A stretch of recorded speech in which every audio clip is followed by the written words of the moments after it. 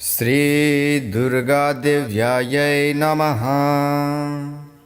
आप सुनने जा रहे हैं द स्पिरिचुअल रीडर द्वारा प्रस्तुत संपूर्ण दुर्गा सप्तशती का पाठ। तो चलिए हम दुर्गा सप्तशती के प्रथम अध्याय का श्रवण करते हैं। अथ श्री दुर्गा सप्तशती प्रथमोऽध्यायः। दुर्गा सप्तशती के पहले अध्याय में मेधा ऋषि का राजा सुरथ और समाधि को भगवती की महिमा बताते हुए मधुकैटभ वध का प्रसंग सुनाना है। तो चलिए हम प्रथम अध्याय का श्रवण करते हैं। प्रथम चरित्र के ब्रह्मा ऋषि महाकाली देवता, गायत्री छंद, नंदा शक्ति, रक्तदंतिका बीज, अग्नि तत्व और ऋग्वेद स्वरूप हैं। श्री महाकाली देवता की प्रसन्नता के लिए प्रथम चरित्र के जप में विनियोग किया जाता है। भगवान विष्णु के सो जाने पर मधु और कैटभ को मारने के लिए कमल जन्मा ब्रह्मा जी ने जिनका स्तवन किया था, उन महाकाली देवी का मैं सेवन करता हूँ। वे अपने 10 हाथों में खड्ग, चक्र, गदा, बाण, धनुष, परिघ, शूल, भुसुंडी, मस्तक और शंख धारण करती हैं। उनके 3 नेत्र हैं। वे समस्त अंगों में दिव्य आभूषणों से विभूषित हैं। उनके शरीर की कांति नीलमणि के समान है तथा वे 10 मुख और 10 पैरों से युक्त हैं। मार्कंडेय उवाच। मार्कंडेय जी बोले, सूर्य के पुत्र सावर्णी जो 8वें मनु कहे जाते हैं, उनकी उत्पत्ति की कथा विस्तार पूर्वक कहता हूँ, सुनो। सूर्य कुमार महाभाग सावर्णी भगवती महामाया के अनुग्रह से जिस प्रकार मनवंतर के स्वामी हुए, वही प्रसंग सुनाता हूँ। पूर्व काल की बात है। स्वारोचिष मनवंतर में सुरथ नाम के एक राजा थे, जो चैत्र वंश में उत्पन्न हुए थे। उनका समस्त भूमंडल पर अधिकार था। वे प्रजा का अपने औरस पुत्रों की भांति धर्म पूर्वक पालन करते थे। तो भी उस समय कोला विध्वंसी नाम के क्षत्रिय उनके शत्रु हो गए। राजा सुरथ की दंड नीति बड़ी प्रबल थी। उनका शत्रुओं के साथ संग्राम हुआ। यद्यपि कोला विध्वंसी संख्या में कम थे, तो भी राजा सुरथ युद्ध में उनसे परास्त हो गए। तब वे युद्ध भूमि से अपने नगर को लौट आए और केवल अपने देश के राजा होकर रहने लगे। किंतु वहां भी उन प्रबल शत्रुओं ने उस समय महाभाग राजा सुरथ पर आक्रमण कर दिया। राजा का बल क्षीण हो चला था, इसलिए उनके दुष्ट, बलवान एवं दुरात्मा मंत्रियों ने वहां उनकी राजधानी में भी राजकीय सेना और खजाने को हथिया लिया। सूरत का प्रभुत्व नष्ट हो चुका था, इसलिए वे शिकार खेलने के बहाने घोड़े पर सवार हो वहां से अकेले ही एक घने जंगल में चले गए। वहां उन्होंने विप्रवर मेधा मुनि का आश्रम देखा, जहां कितने ही हिंसक जीव परम शांति भाव से रहते थे। मुनि के बहुत से शिष्य उन वनों की शोभा बढ़ा रहे थे। वहां जाने पर मुनि ने उनका सत्कार किया और वे उन मुनि श्रेष्ठ के आश्रम पर इधर उधर विचरते हुए कुछ काल तक रहे। फिर ममता से आकृष्ट चित्त होकर वहां इस प्रकार चिंता करने लगे, पूर्व काल में मेरे पूर्वजों ने जिनका पालन किया था, वही नगर आज मुझसे रहित है। पता नहीं मेरे दुराचारी भृत्यगण उनकी धर्म पूर्वक रक्षा करते हैं या नहीं। जो सदा मद की वर्षा करने वाला और सूरवीर था, वह मेरा प्रधान हाथी अब शत्रुओं के अधीन होकर न जाने किन भोगों को भोगता होगा। जो लोग मेरी कृपा, धन और भोजन पाने से सदा मेरे पीछे पीछे चलते थे, वे निश्चय ही अब दूसरे राजाओं का अनुसरण करते होंगे। उन अव्ययी लोगों के द्वारा सदा खर्च होते रहने के कारण अत्यंत कष्ट से जमा किया हुआ मेरा वह खजाना खाली हो जाएगा। ये तथा और भी कई बातें राजा सुरथ निरंतर सोचते रहते थे। एक दिन उन्होंने वहां विप्रवर मेधा के आश्रम के निकट एक वैश्य को देखा और उससे पूछा, भाई तुम कौन हो? यहाँ तुम्हारे आने का क्या कारण है? तुम क्यों शोकग्रस्त हो और अनमने से दिखाई देते हो? राजा सुरथ का यह प्रेम पूर्वक कहा हुआ वचन सुनकर वैश्य ने विनीत भाव से उन्हें प्रणाम करके कहा। वैश्य बोला, राजन, मैं धनियों के कुल में उत्पन्न एक वैश्य हूँ। मेरा नाम समाधि है। मेरे दुष्ट स्त्री पुरुषों ने धन के लोभ से मुझे घर से बाहर निकाल दिया है। मैं इस समय धन, स्त्री और पुत्रों से वंचित हूँ।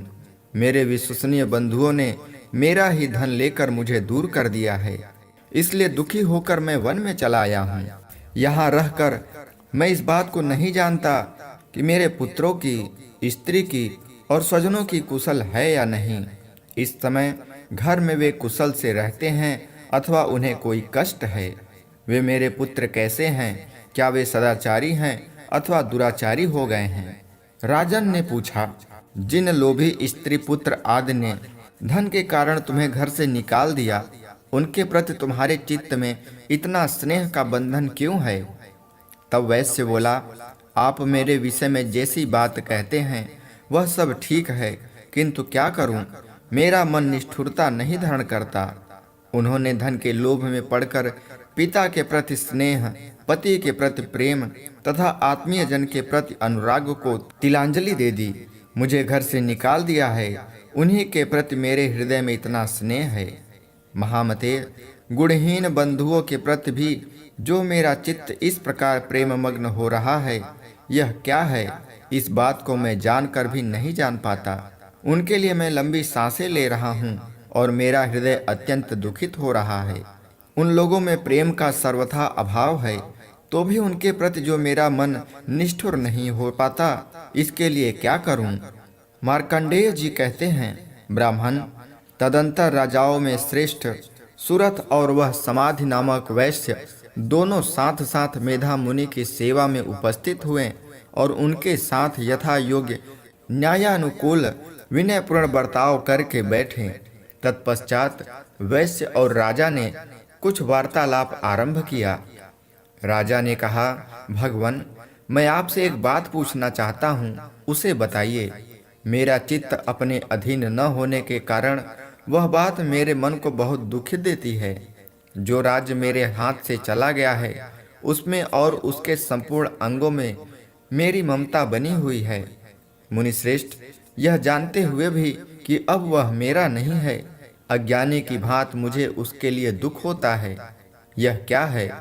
इधर यह वैश्य भी घर से अपमानित होकर आया है। इसके पुत्र, स्त्री और भृत्यों ने इसे छोड़ दिया है। स्वजनों ने भी इसका परित्याग कर दिया है, तो भी यह उनके प्रति अत्यंत हार्दिक स्नेह रखता है। इस प्रकार ये और मैं दोनों ही बहुत दुखी हैं। जिसमें प्रत्यक्ष दोष देखा गया है, उस विषय के लिए भी हमारे मन में ममता जनित आकर्षण पैदा हो रहा है। महाभाग, हम दोनों समझदार हैं, तो भी हम में जो मोह पैदा हुआ है, यह क्या है? विवेक शून्य पुरुष की भांति मुझ में और इसमें भी यह मूढ़ता प्रत्यक्ष दिखाई देती है। ऋषि बोले, महाभाग, विषय मार्ग का ज्ञान सब जीव को है। इसी प्रकार विषय भी सबके लिए अलग अलग हैं। कुछ प्राणी दिन में नहीं देखते और दूसरे रात में नहीं देखते, तथा कुछ जीव ऐसे हैं जो दिन और रात्रि में भी बराबर ही देखते हैं। यह ठीक है कि मनुष्य समझदार होते हैं, किंतु केवल वे ही ऐसे नहीं होते। पशु, पक्षी और मृग आदि सभी प्राणी समझदार होते हैं। मनुष्यों की समझ भी वैसी ही होती है जैसी उन मृग और पक्षियों की होती है, तथा जैसी मनुष्यों की होती है वैसे ही उन मृग और पक्षियों की होती है। यह तथा अन्य बातें भी प्रायः दोनों में समान ही होती हैं। समझ होने पर भी इन पक्षियों को तो देखो, ये स्वयं भूख से पीड़ित होते हुए भी मोहवश बच्चों की चोंच में कितने चाव से अन्न के दाने डाल रहे हैं। नरश्रेष्ठ, क्या तुम नहीं देखते कि ये मनुष्य समझदार होते हुए भी लोभवश अपने किए हुए उपकार का बदला पाने के लिए पुत्रों की अभिलाषा करते हैं? यद्यपि उन सब में समझ की कमी नहीं है, तथापि वे संसार की स्थिति बनाए रखने वाले भगवती महामाया के प्रभाव द्वारा ममतामय भाव से युक्त होकर के गहरे गर्त में गिराए गए हैं। इसलिए इसमें आश्चर्य नहीं करना चाहिए। जगदीश्वर भगवान विष्णु की योग निद्रा रूपा जो भगवती महामाया है, उन्हीं से यह जगत मोहित हो रहा है। वे भगवती महामाया देवी ज्ञानियों के भी चित्त को बलपूर्वक खींचकर मोह में डाल देती हैं। वे ही संपूर्ण चराचर जगत की सृष्टि करती हैं तथा वे ही प्रसन्न होने पर मनुष्यों को मुक्ति के लिए वरदान देती हैं। वे ही परा विद्या, संसार बंधन और मोक्ष की हेतुभूता सनातनी देवी तथा संपूर्ण ईश्वरों की भी अधीश्वरी हैं। तब राजा ने पूछा, भगवान, जिन्हें आप महामाया कहते हैं वे देवी कौन हैं? ब्रह्मन, उनका आविर्भाव कैसे हुआ तथा उनके चरित्र कौन कौन हैं? ब्रह्मवेत्ताओं में श्रेष्ठ महर्षि, उन देवी का जैसा प्रभाव हो, जैसा रूप हो और जिस प्रकार प्रादुर्भाव हुआ हो, वह सब मैं आपके मुख से सुनना चाहता हूँ। तब ऋषि बोले, राजन, वास्तव में तो वे देवी नित्य रूपा ही हैं। संपूर्ण जगत उन्हीं का रूप है तथा उन्होंने समस्त विश्व को व्याप्त कर रखा है। तथापि उनका प्राकट्य अनेक प्रकार से होता है, वह मुझसे सुनो। यद्यपि वे नित्य और अजन्मा हैं, तथापि जब देवताओं का कार्य सिद्ध करने के लिए प्रकट होती हैं, उस समय लोक में उत्पन्न हुई कहलाती हैं। कल्प के अंत में जब संपूर्ण जगत एकारणों में निमग्न हो रहा था और सबके प्रभु भगवान विष्णु शेषनाग की सैया बिछाकर योग निद्रा का आश्रय ले सो रहे थे, उस समय उनके कानों के मैल से दो भयंकर असुर उत्पन्न हुए, जो मधु और कैटभ के नाम से विख्यात थे। वे दोनों ब्रह्मा जी का वध करने को तैयार हो गए। भगवान विष्णु के नाभि कमल में विराजमान प्रजापति ब्रह्मा जी ने जब उन दोनों भयानक असुरों को अपने पास आया और भगवान को सोया हुआ देखा, तब एकाग्र चित्त होकर उन्होंने भगवान विष्णु को जगाने के लिए उनके नेत्रों में निवास करने वाली योग निद्रा का स्तवन आरंभ किया, जो इस विश्व की अधीश्वरी, जगत को धारण करने वाली, संसार का पालन और संहार करने वाली तथा तेजः स्वरूप भगवान विष्णु की अनुपम शक्ति है। उन्हीं भगवती निद्रा देवी की भगवान ब्रह्मा स्तुति करने लगे। ब्रह्मा जी ने कहा, देवी, तुम ही स्वाहा, तुम ही स्वधा और तुम ही वषट्कार हो। स्वर भी तुम्हारे ही स्वरूप हैं। तुम ही जीवनदायिनी सुधा हो। नित्य अक्षर प्रणव में आकार, उकार, मकार, इन तीन मात्राओं के रूप में तुम ही स्थित हो तथा इन तीन मात्राओं के अतिरिक्त जो बिंदु रूपा नित्य अर्ध मात्र है, जिसका विशेष रूप से उच्चारण नहीं किया जा सकता, वह भी तुम ही हो। देवी, तुम ही संध्या, सावित्री तथा परम जननी हो। देवी, तुम ही इस विश्व ब्रह्मांड को धारण करती हो। तुमसे ही इस जगत की सृष्टि होती है, तुम्ही से इसका पालन होता है और सदा तुम्ही कल्प के अंत में सबको अपना ग्रास बना लेती हो।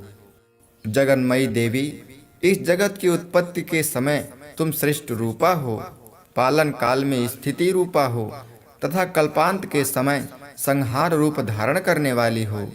तुम ही महाविद्या, महामाया, महामेधा, महास्मृति, महामोह रूपा, महादेवी और महासुरा हो। तुम ही तीनों गुणों को उत्पन्न करने वाली सबकी प्रकृति हो। भयंकर काल रात्रि, महारात्रि और मोह रात्रि भी तुम ही हो। तुम ही श्री, तुम ही ईश्वरी, तुम ही ह्री और तुम ही बोध स्वरूपा बुद्धि हो। लज्जा, पुष्टि, तुष्टि, शांति और क्षमा भी तुम ही हो। तुम खड्ग धारणी, शूल धारणी, घोर रूपा तथा गदा, चक्र, शंख और धनुष धारण करने वाली हो। बाण, भुषुंडी और परिधि ये भी तुम्हारे अस्त्र हैं। तुम सैया और सौम्यतर हो। इतना ही नहीं, जितने भी सौम्य एवं सुंदर पदार्थ हैं, उन सब की अपेक्षा तुम अत्यधिक सुंदरी हो। पर और अपर, सबसे परे रहने वाली परमेश्वरी तुम ही हो। सर्वस्वरूपे देवी, कहीं भी सत असत रूप जो कुछ वस्तुएं हैं और उन सब की जो शक्ति है, वह तुम ही हो। ऐसी अवस्था में तुम्हारी स्तुति क्या हो सकती है? जो इस जगत की सृष्टि, पालन और संहार करते हैं, उन भगवान को भी जब तुमने निद्रा के अधीन कर दिया है, तब तुम्हारी स्तुति करने में यहाँ कौन समर्थ हो सकता है? मुझको, भगवान शंकर को तथा भगवान विष्णु को भी तुमने ही शरीर धारण कराया है, अतः तुम्हारी स्तुति करने की शक्ति किसमें है? देवी, तुम तो अपने इस उदार भाव से ही प्रशंसित हो। ये जो दोनों दुर्धर्ष असुर मधु और कैटभ हैं, इनको मुंह में डाल दो और जगदीश्वर भगवान विष्णु को शीघ्र ही जगा दो। साथ ही इनके भीतर इन दोनों महान असुरों को मार डालने की बुद्धि उत्पन्न कर दो। ऋषि कहते हैं, राजन, जब ब्रह्मा जी ने वहां मधु और कैटभ को मारने के उद्देश्य से भगवान विष्णु को जगाने के लिए तमोगुण की अधिष्ठात्री देवी योग निद्रा की इस प्रकार स्तुति की, तब वे भगवान के नेत्र, मुख, नासिका, बाहु, हृदय और वक्षस्थल से निकलकर अव्यक्त जन्मा ब्रह्मा जी की दृष्टि के समक्ष खड़ी हो गईं। योग निद्रा से मुक्त होने पर जगत के स्वामी भगवान जनार्दन उस एकारणव के जल में शेष नाग की सैया से जाग उठे। फिर उन्होंने उन दोनों असुरों को देखा। वे दुरात्मा मधु और कैटभ अत्यंत बलवान तथा पराक्रमी थे और क्रोध से लाल आंखें किए ब्रह्मा जी को खा जाने के लिए उद्योग कर रहे थे। तब भगवान श्री हरि ने उठकर उन दोनों के साथ 5000 वर्ष तक केवल बाहु युद्ध किया। वे दोनों भी अत्यंत बल के कारण उन्मत्त हो रहे थे।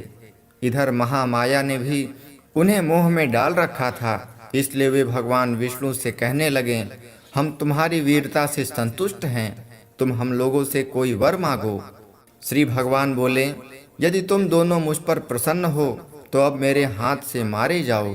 बस इतना सा ही मैंने वर मांगा है, यहाँ दूसरे किसी वर से क्या लेना।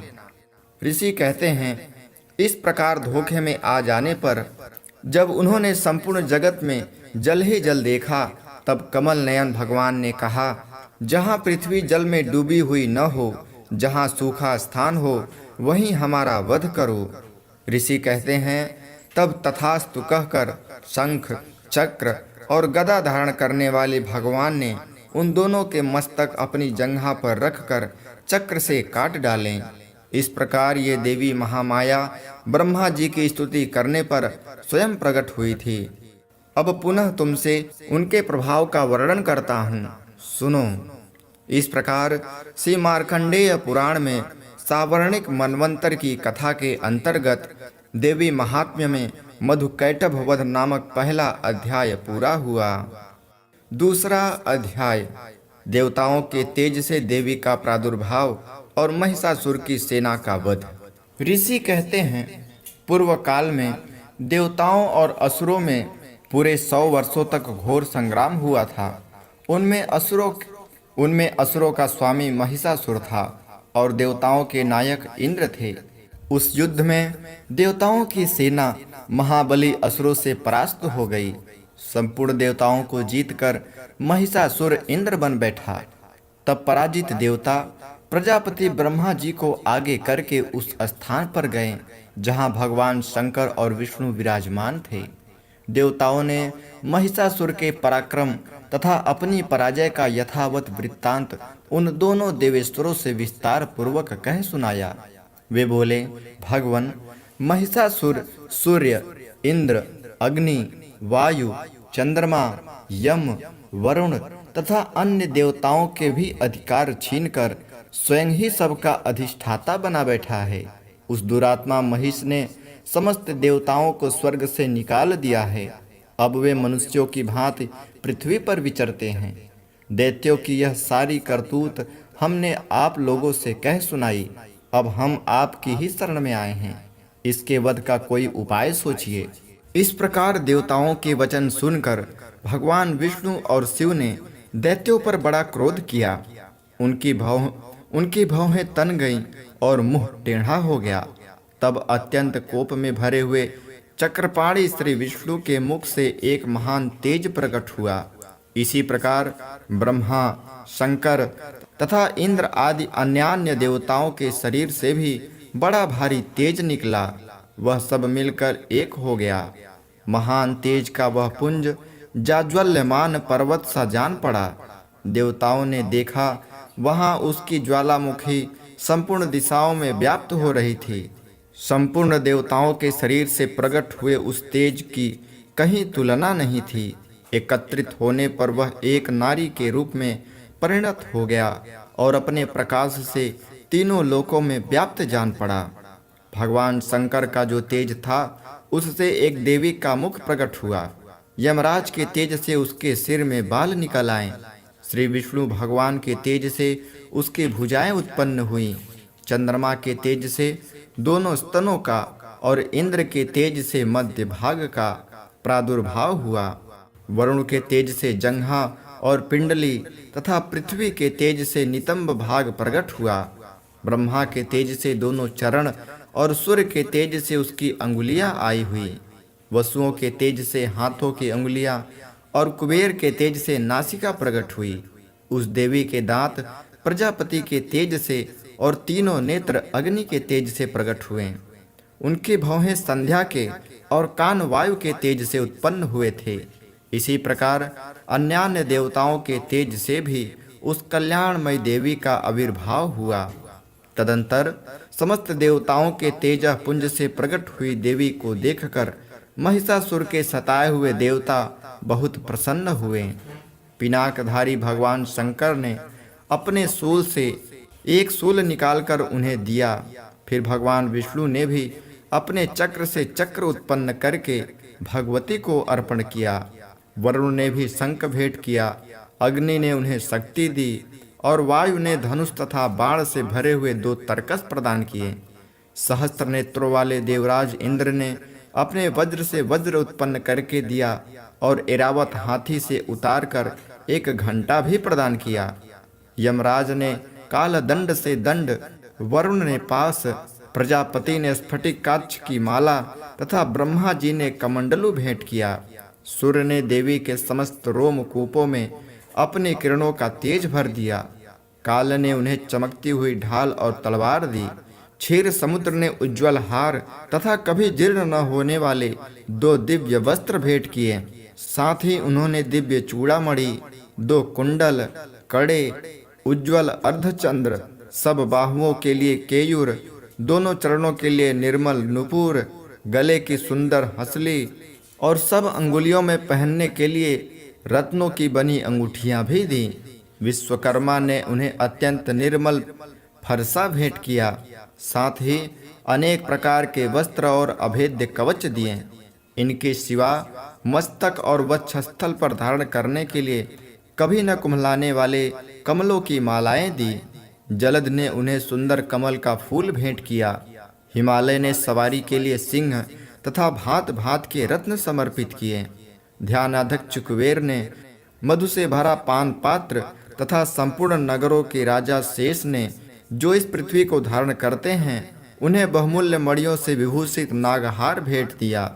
इसी प्रकार अन्य देवताओं ने भी आभूषण और वस्त्र शस्त्र देकर देवी का सम्मान किया। तत्पश्चात उन्होंने बारंबार अट्टहास पूर्वक उच्च स्वर में गर्जना की। उनके भयंकर नाद से संपूर्ण आकाश गूंज उठा। देवी का वह अत्यंत उच्च स्वर से किया हुआ सिंहनाद कहीं समा न सका। आकाश उसके सामने लघु प्रतीत होने लगा। उससे बड़े जोर की प्रतिध्वनि हुई जिससे संपूर्ण विश्व में हलचल मच गई और समुद्र कांप उठे। पृथ्वी डोलने लगी और समस्त पर्वत हिलने लगे। उस समय देवताओं ने अत्यंत प्रसन्नता के साथ सिंहवाहिनी भगवती से कहा, देवी तुम्हारी जय हो। साथ ही महर्षियों ने भक्ति भाव से विनय पूर्वक होकर उनका स्तवन किया। संपूर्ण त्रिलोकी को क्षोभग्रस्त देख दैत्यगण अपनी समस्त सेनाओं को कवच आदि से सुसज्जित कर हाथों में हथियार ले सहसा उठकर खड़े हो गए। उस समय महिषासुर ने बड़े क्रोध में आकर कहा, आह यह क्या हो रहा है। फिर वह संपूर्ण असुरों से घिरकर उस सिंहनाद की ओर लक्ष्य करके दौड़ा और आगे पहुंचकर उसने देवी को देखा जो अपनी प्रभाव से तीनों लोगों को प्रकाशित कर रही थी। उनके चरणों के भार से पृथ्वी दबी जा रही थी। माथे के मुकुट से आकाश में रेखाएं खींच गई थी तथा वे अपने धनुष की टंकार से सातों पातालों को क्षुब्ध किए देती थी। देवी अपनी हजारों भुजाओं से संपूर्ण दिशाओं को आच्छादित करके खड़ी थी। तदंतर उनके साथ दैत्यों का युद्ध छिड़ा। नाना प्रकार के अस्त्र शस्त्रों के प्रहार से संपूर्ण दिशाएं उद्भासित होने लगीं। चिच्छूर नामक महान असुर महिषासुर का सेना नायक था। वह देवी के साथ युद्ध करने लगा। अन्य देवताओं की चतुरंगिणी सेना साथ लेकर चामर भी लड़ने लगा। 60,000 रथियों के साथ आकर उदग्र नामक महादैत्य ने लोहा लिया। 1 करोड़ रथियों को साथ लेकर महाहनु नामक दैत्य युद्ध करने लगा, जिसके रोए तलवार के समान तीखे थे। वह असिलोमा नामक महादैत्य 5 करोड़ रथी सैनिकों सहित युद्ध में आकर डटा। 60 लाख रथियों से घिरा हुआ वास्कल नामक दैत्य भी उस युद्ध में लड़ने लगा। परिवारित नामक राक्षस हाथी सवार और घुड़सवारों के अनेक दलों तथा 1 करोड़ रथियों की सेना लेकर युद्ध करने लगा। विड़ाल नामक दैत्य 5 अरब रथियों से घिरकर लोहा लेने लगा। इनके अतिरिक्त और भी हजारों महादैत्य रथ, हाथी और घोड़ों की सेना को साथ लेकर वहां देवी के साथ युद्ध करने लगे। स्वयं महिषासुर उस रणभूमि में कोटि कोटि सहस्त्र रथ, हाथी और घोड़ों की सेना से घिरा हुआ था।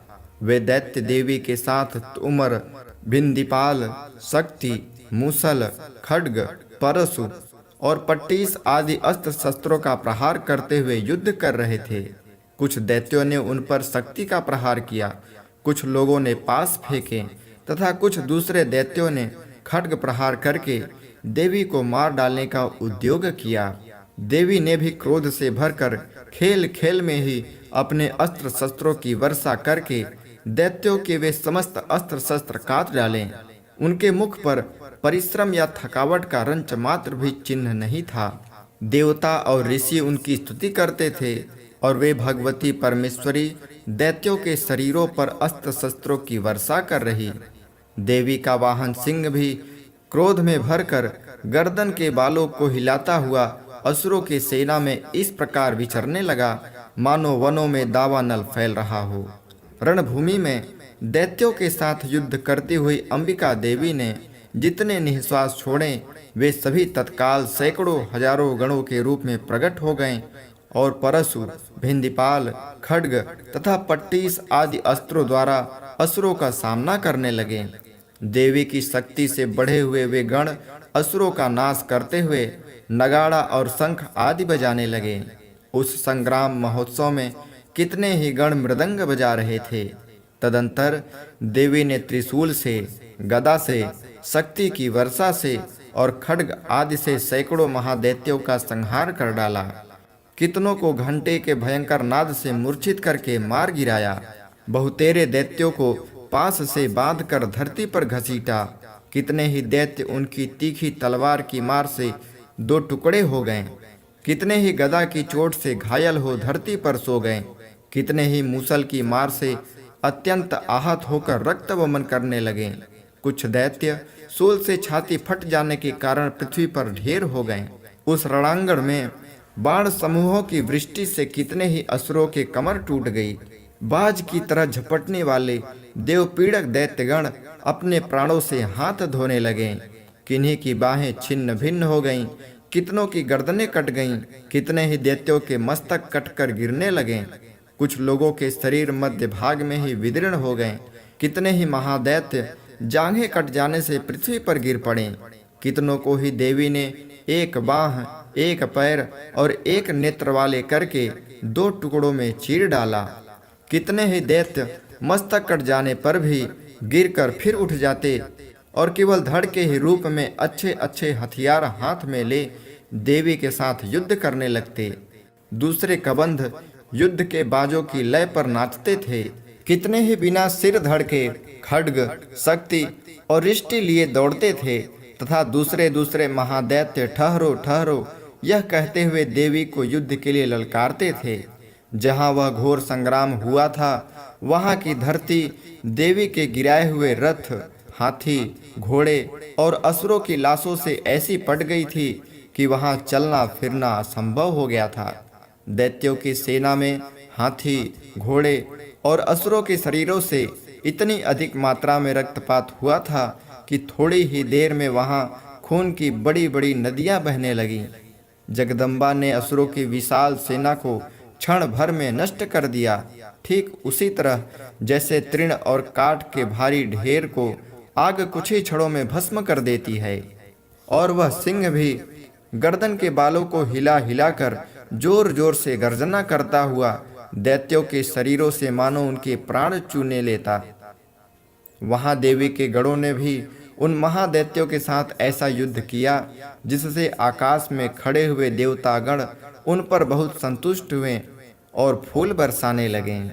इस प्रकार मार्कंडेय पुराण में सावर्णिक मनवंतर की कथा के अंतर्गत देवी महात्म्य में महिषासुर की सेना का वध नामक दूसरा अध्याय पूरा हुआ। तीसरा अध्याय, सेनापतियों सहित महिषासुर का वध। ऋषि कहते हैं, दैत्यों की सेना को इस प्रकार तहस नहस होते देख महादैत्य सेनापति चिच्छूर क्रोध में भरकर अंबिका देवी से युद्ध करने के लिए आगे बढ़ा। वह असुर रणभूमि में देवी के ऊपर इस प्रकार बाणों की वर्षा करने लगा जैसे बादल मेरुगिर के शिखर पर पानी की धाराएं बरसा रहा हो। तब देवी ने अपने बाणों से उसके बाण समूह को अनायास ही काटकर उसके घोड़ों और सारथी को भी मार डाला। साथ ही उसके धनुष तथा अत्यंत ऊंची ध्वजा को भी तत्काल काट गिराया। धनुष कट जाने पर भी उसके अंगों को अपने बाणों से बीध डाला। धनुष, रथ, घोड़े और सारथी के नष्ट हो जाने पर वह असुर ढाल और तलवार लेकर देवी की ओर दौड़ा। उसने तीखी धार वाली तलवार से हिंस के मस्तक पर चोट करके देवी की भी बाईं भुजा में बड़े वेग से प्रहार किया। राजन, देवी की बाह पर पहुंचते ही वह तलवार टूट गई। फिर तो क्रोध से लाल आंखें करके उस राक्षस ने सूल हाथ में लिया और उसे उस महादैत्य ने भगवती भद्रकाली के ऊपर चलाया। वह सूल आकाश से गिरते हुए सूर्यमंडल की भांति अपने तेज से प्रज्वलित हो उठा।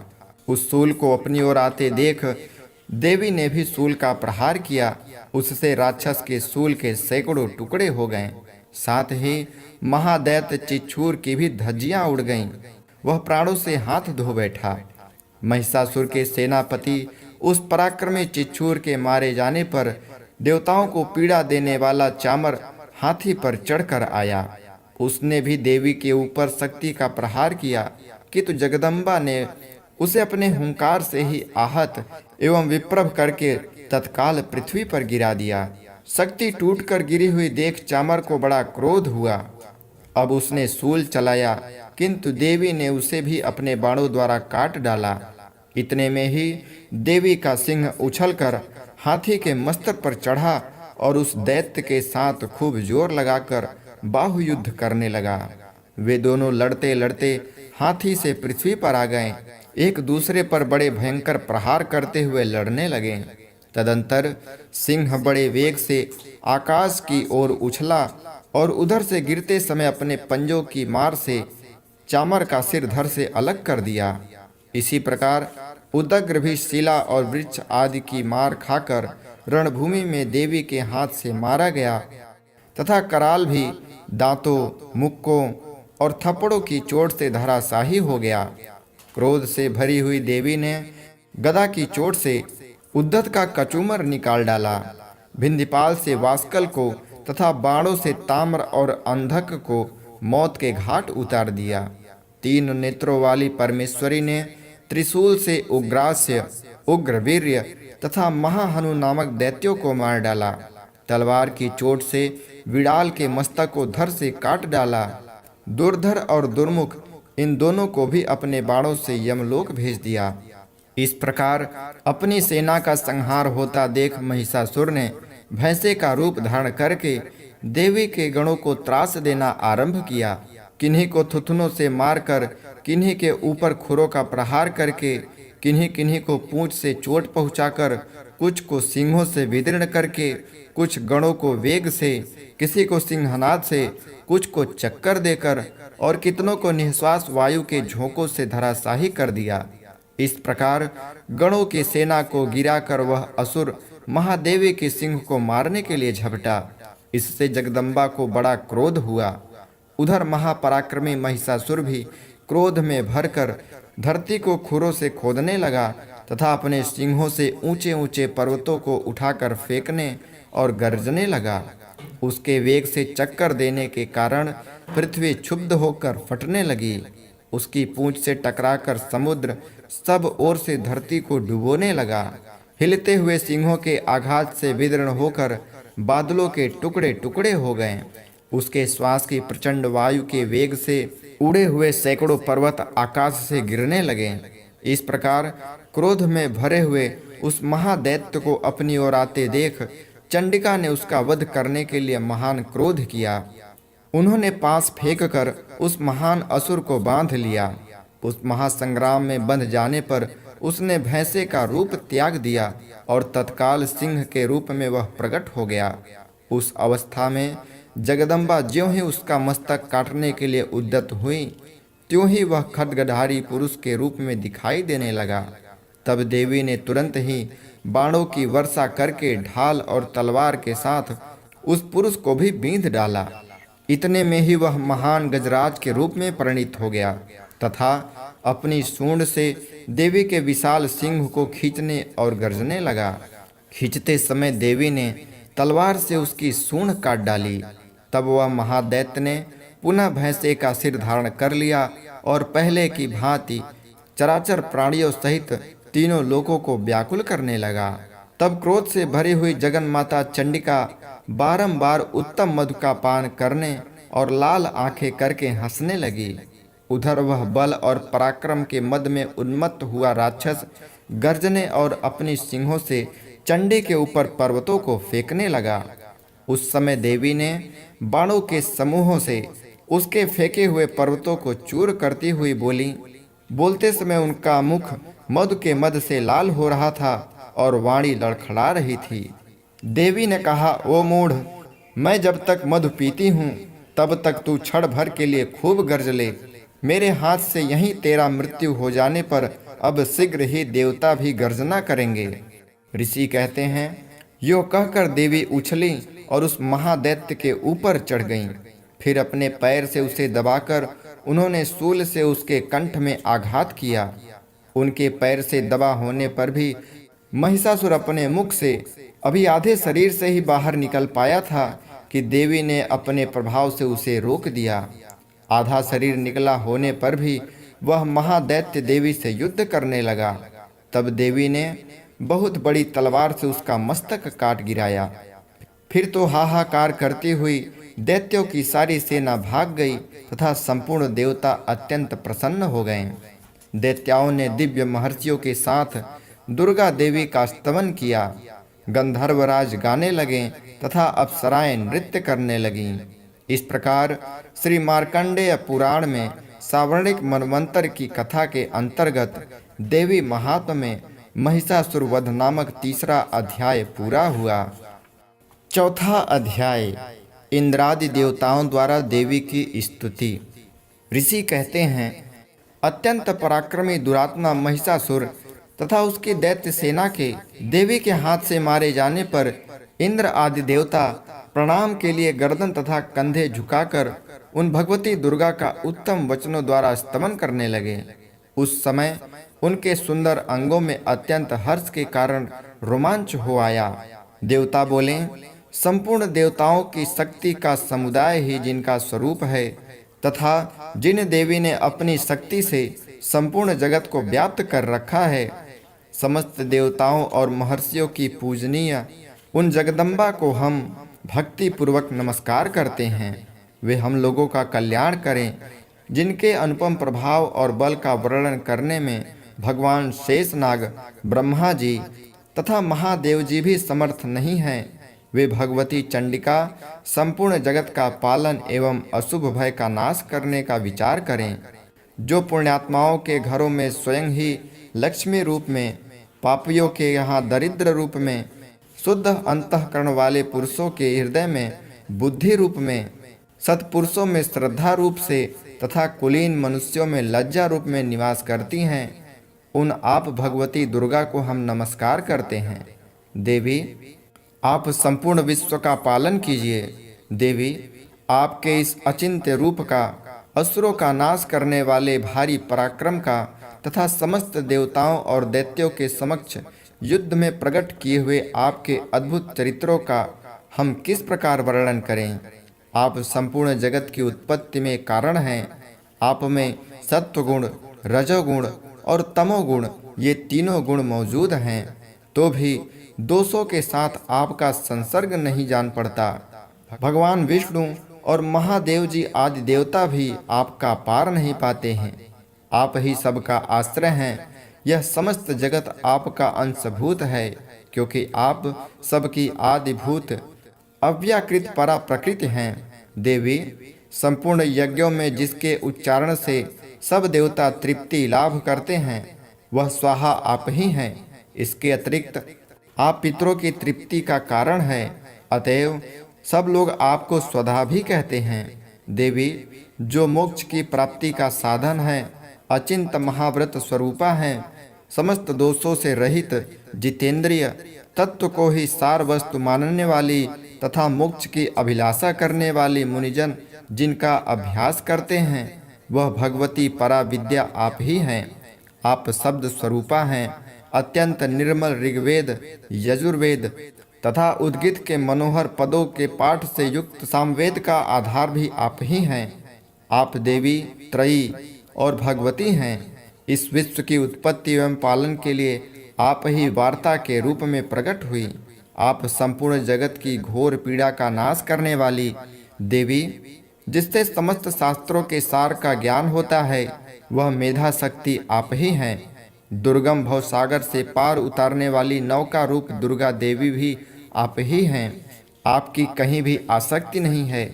कैटभ के शत्रु भगवान विष्णु के वक्षस्थल में एकमात्र निवास करने वाली भगवती लक्ष्मी तथा भगवान चंद्रशेखर द्वारा सम्मानित गौरी देवी भी आप ही हैं।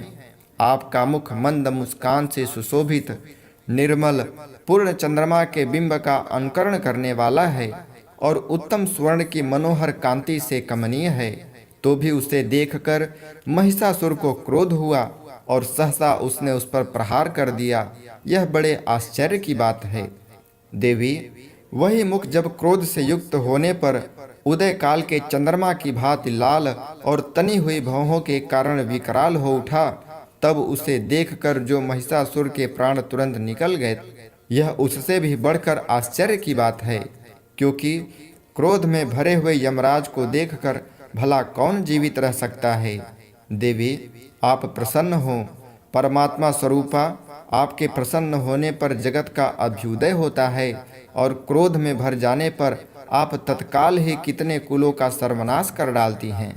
यह बात अभी अनुभव में आई है, क्योंकि महिषासुर की यह विशाल सेना क्षण भर में आपके कोप से नष्ट हो गई है। सदा अभ्युदय प्रदान करने वाली आप जिस पर प्रसन्न रहती हैं, वे ही देश में सम्मानित हैं। उन्हीं को धन और यश की प्राप्ति होती है। उन्हीं का धर्म कभी शिथिल नहीं होता तथा वे ही अपने हृष्ट पुष्ट स्त्री पुरुष और भृत्यों के साथ धान्य माने जाते हैं। देवी, आपकी ही कृपा से पुण्यात्मा पुरुष प्रतिदिन अत्यंत श्रद्धा पूर्वक सदा सब प्रकार के धर्मानुकूल कर्म करता है और उसके प्रभाव से स्वर्गलोक में जाता है। इसलिए आप तीनों लोकों में निश्चय ही मनोवांछित फल देने वाली हैं। माँ दुर्गे, आप स्मरण करने पर सब प्राणियों का भय हर लेती हैं और स्वस्थ पुरुषों द्वारा चिंतन करने पर उन्हें परम कल्याणमय बुद्धि प्रदान करती हैं। दुख, दरिद्रता और भय को हरने वाली देवी, आपके सिवा दूसरी कौन है, जिसका चित्त सबका उपकार करने के लिए सदा ही दयाद्र रहता हो। देवी, इन राक्षसों के मारने से संसार को सुख मिले तथा ये राक्षस चिरकाल तक नरक में रहने के लिए भले ही पाप करते हों, इस समय संग्राम में मृत्यु को प्राप्त होकर स्वर्गलोक में जाएं। निश्चय ही यही सोचकर आप शत्रुओं का वध करती हैं। आप शत्रुओं पर शस्त्रों का प्रहार क्यों करती हैं? समस्त असुरों को दृष्टिपात मात्र से ही भस्म क्यों नहीं कर देती? इसमें एक रहस्य है।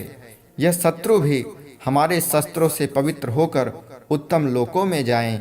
इस प्रकार उनके प्रति भी आपका विचार अत्यंत उत्तम रहा है। खड्ग के तेजह पुंज की भयंकर दीप्ति से तथा आपके त्रिशूल के अग्रभाग की घनीभूत प्रभा से चौंधियाकर जो असुर की आंखें फूट नहीं गईं, उसमें कारण यही था कि वे मनोहर रश्मियों से युक्त चंद्रमा के समान आनंद प्रदान करने वाले आपके इस सुंदर मुख का दर्शन करते थे। देवी, आपका शील दुराचारियों के बुरे बर्ताव को दूर करने वाला है। साथ ही यह रूप ऐसा है जो कभी चिंतन में नहीं आ सकता और जिसकी कभी दूसरों से तुलना नहीं की जा सकती। तथा आपका बल और पराक्रम तो उन दैत्यों का भी नाश करने वाला है जो कभी देवताओं के पराक्रम को भी नष्ट कर चुके थे। इस प्रकार आपने शत्रुओं पर भी अपनी दया ही प्रकट की है। वरदायिनी देवी, आपके इस पराक्रम की किसके साथ तुलना हो सकती है? तथा शत्रुओं को भय देने वाला एवं अत्यंत मनोहर ऐसा रूप भी आपके सिवा और कहाँ है? हृदय में कृपा और युद्ध में निष्ठुरता, ये दोनों बातें तीनों लोकों के भीतर केवल आप में ही देखी गईं। मातः, आपने शत्रुओं का नाश करके इस समस्त त्रिलोकी की रक्षा की। उन शत्रुओं को भी युद्ध भूमि में मारकर स्वर्गलोक में पहुंचाया है तथा उन्मत्त दैत्यों से प्राप्त होने वाले हम लोगों के भय को भी दूर कर दिया है। आपको हमारा नमस्कार है। देवी, आप शूल से हमारी रक्षा करें। अंबिके, आप खड्ग से हमारी रक्षा करें तथा घंटा की ध्वनि और धनुष की टंकार से भी हम लोगों की रक्षा करें। चंडिके, पूर्व, पश्चिम और दक्षिण दिशा में आप हमारी रक्षा करें तथा ईश्वरी, अपने त्रिशूल को घुमाकर आप उत्तर दिशा में भी हमारी रक्षा करें। तीनों लोकों में आपके जो परम सुंदर एवं अत्यंत भयंकर रूप विचरते रहते हैं, उनके द्वारा भी आप हमारी तथा इस भूलोक की रक्षा करें। अंबिके, आपके कर पल्लवों में शोभा पाने वाले खड्ग, शूल और गदा आदि जो अस्त्र हों, उन सब के द्वारा आप सब ओर से हम लोगों की रक्षा करें। ऋषि कहते हैं, इस प्रकार जब देवताओं ने जगन माता दुर्गा की स्तुति की और नंदन वन में दिव्य पुष्पों एवं गंध चंदन आदि के द्वारा उनका पूजन किया, फिर सब ने मिलकर जब भक्ति पूर्वक दिव्य धूपों की सुगंध निवेदन की, तब देवी ने प्रसन्न होकर प्रणाम करते हुए सब देवताओं से कहा। देवी बोली, देवताओं, तुम सब लोग मुझसे जिस वस्तु की अभिलाषा रखते हो उसे मांगो। देवता बोले, भगवती ने हमारी सब इच्छा पूर्ण कर दी, अब कुछ भी बाकी नहीं है, क्योंकि हमारा यह शत्रु महिषासुर मारा गया।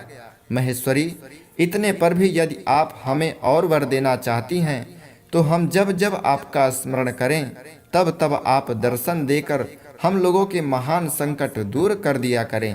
तथा प्रसन्न मुखी अंबिके, जो मनुष्य इस स्तोत्र द्वारा आपकी स्तुति करे, उसे वित्त, समृद्धि और वैभव देने के साथ ही उनकी धन और स्त्री आदि संपत्तियों को बढ़ाने के लिए आप सदा हम पर प्रसन्न हों। ऋषि कहते हैं, राजन, देवताओं ने जब अपने तथा जगत के कल्याण के लिए भद्रकाली देवी को इस प्रकार प्रसन्न किया, तब वे तथास्तु कहकर वहीं अंतर्धान हो गईं। भूपाल, इस प्रकार पूर्व काल में तीनों लोकों का हित चाहने वाली देवी जिस प्रकार देवताओं के शरीर में प्रकट हुई थी, वह सब कथा मैंने कह सुनाई। अब पुनः देवताओं का उपकार करने वाली वे देवी दुष्ट दैत्यों तथा शुंभ निशुंभ का वध करने एवं सब लोगों की रक्षा करने के लिए गौरी देवी के शरीर में जिस प्रकार प्रकट हुई थी, वह सब प्रसंग मेरे मुंह से सुनो, मैं उसका तुमसे यथावत वर्णन करता हूँ। इस प्रकार दुर्गा सप्तशती का चौथा अध्याय संपूर्ण हुआ। पांचवा अध्याय, देवताओं द्वारा देवी की स्तुति। चंडमुंड के मुख से अंबिका के रूप की प्रशंसा सुनकर शुंभ का उनके पास दूत भेजना और दूत का निराश लौटना।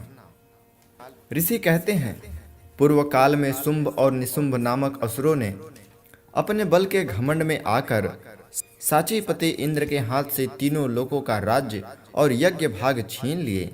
वे ही दोनों सूर्य, चंद्रमा, कुबेर, यम और वरुण के अधिकार का भी उपयोग करने लगे। वायु और अग्नि का कार्य भी वे ही करने लगे।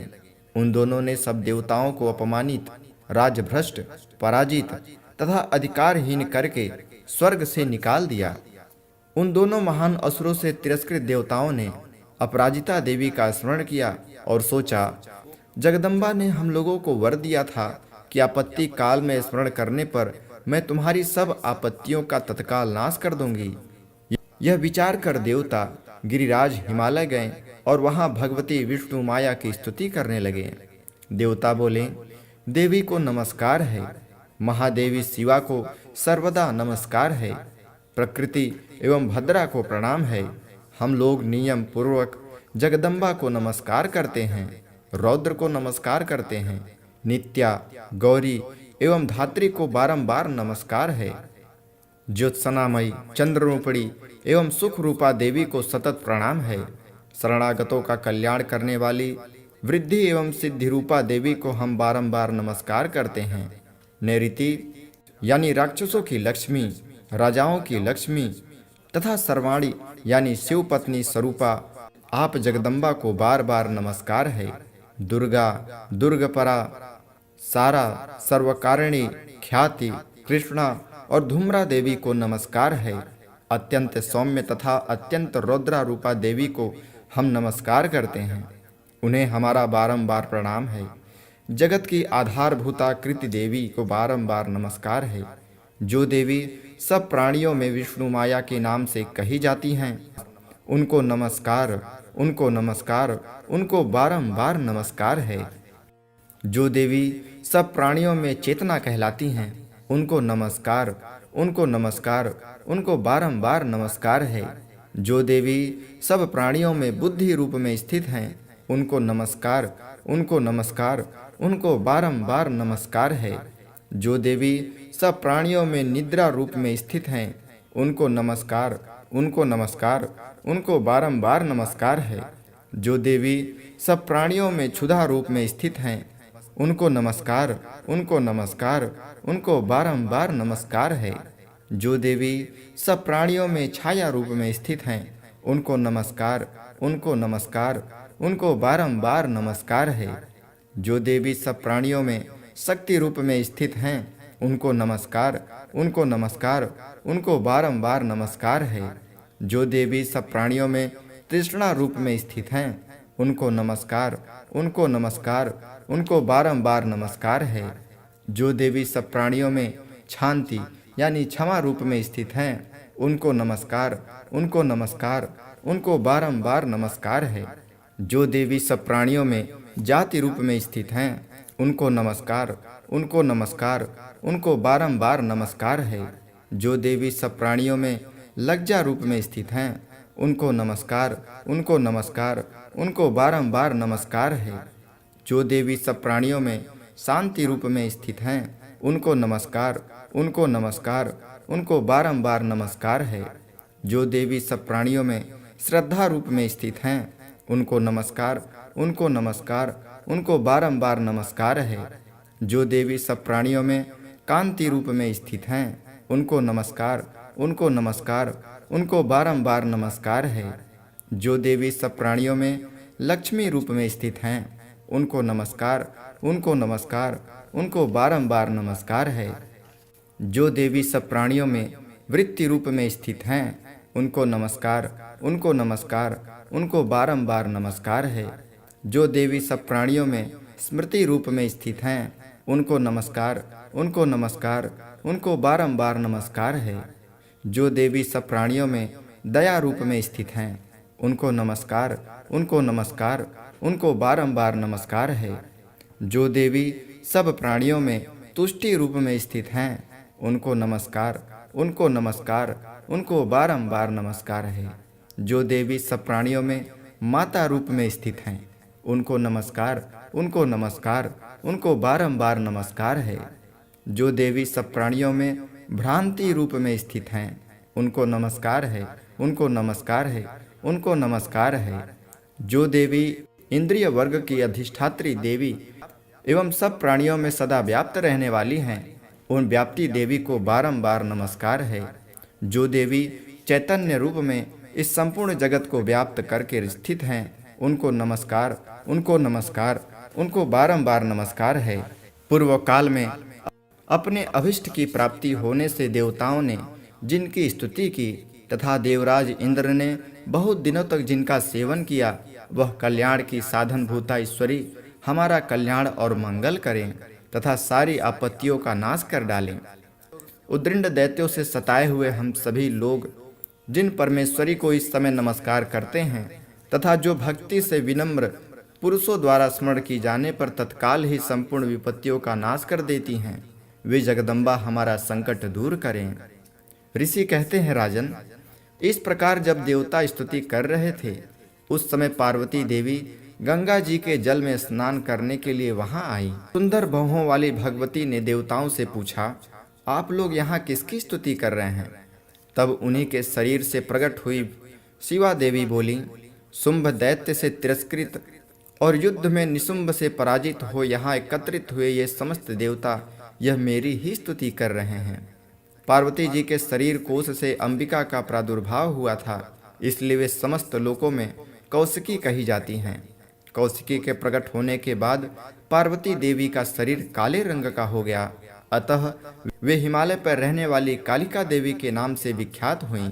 तदंतर शुंभ निशुंभ के भृत्य चंड मुंड वहां आए और उन्होंने परम रूप धारण करने वाली अंबिका देवी को देखा। फिर वे शुंभ के पास जाकर बोली, महाराज, एक अत्यंत मनोहर स्त्री है जो अपनी दिव्य कांति से हिमालय को प्रकाशित कर रही है। वैसा उत्तम रूप कहीं किसी भी ने नहीं देखा। असुरेश्वर, पता लगाइए यह देवी कौन है और उसे ले आइए। प्रत्येक अंग बहुत ही सुंदर है तथा वह अपने श्रृंगारों की प्रभा से संपूर्ण दिशाओं में प्रकाश फैला रही है। दैत्यराज, अभी वह हिमालय पर ही मौजूद है, आप उसे देख सकते हैं। प्रभु, तीनों लोकों में मणि, हाथी और घोड़े आदि जितने भी रत्न हैं वे सब इस समय आपके घर में शोभा पाते हैं। हाथियों में रत्नभूत ऐरावत, यह अपराजिता का वृक्ष और यह उच्चैश्वा घोड़ा, यह सब आपने इंद्र से ले लिया है। हंसों से जुता हुआ यह विमान भी आपके आंगन में शोभा पाता है। यह रत्नभूत अद्भुत विमान जो पहले ब्रह्मा जी के पास था अब आपके यहाँ लाया गया है। यह महापद्म नामक निधि आप कुबेर से छीन लाए हैं। समुद्र ने भी आपको किंजलकिनी नाम की माला भेंट की है जो केसरों से सुशोभित है और जिसके कमल कभी कुमलाते नहीं। सुवर्ण की वर्षा करने वाला वरुण का छत्र भी आपके घर में शोभा पाता है तथा यह श्रेष्ठ रथ जो पहले प्रजापति के अधिकार में था अब आपके पास मौजूद है।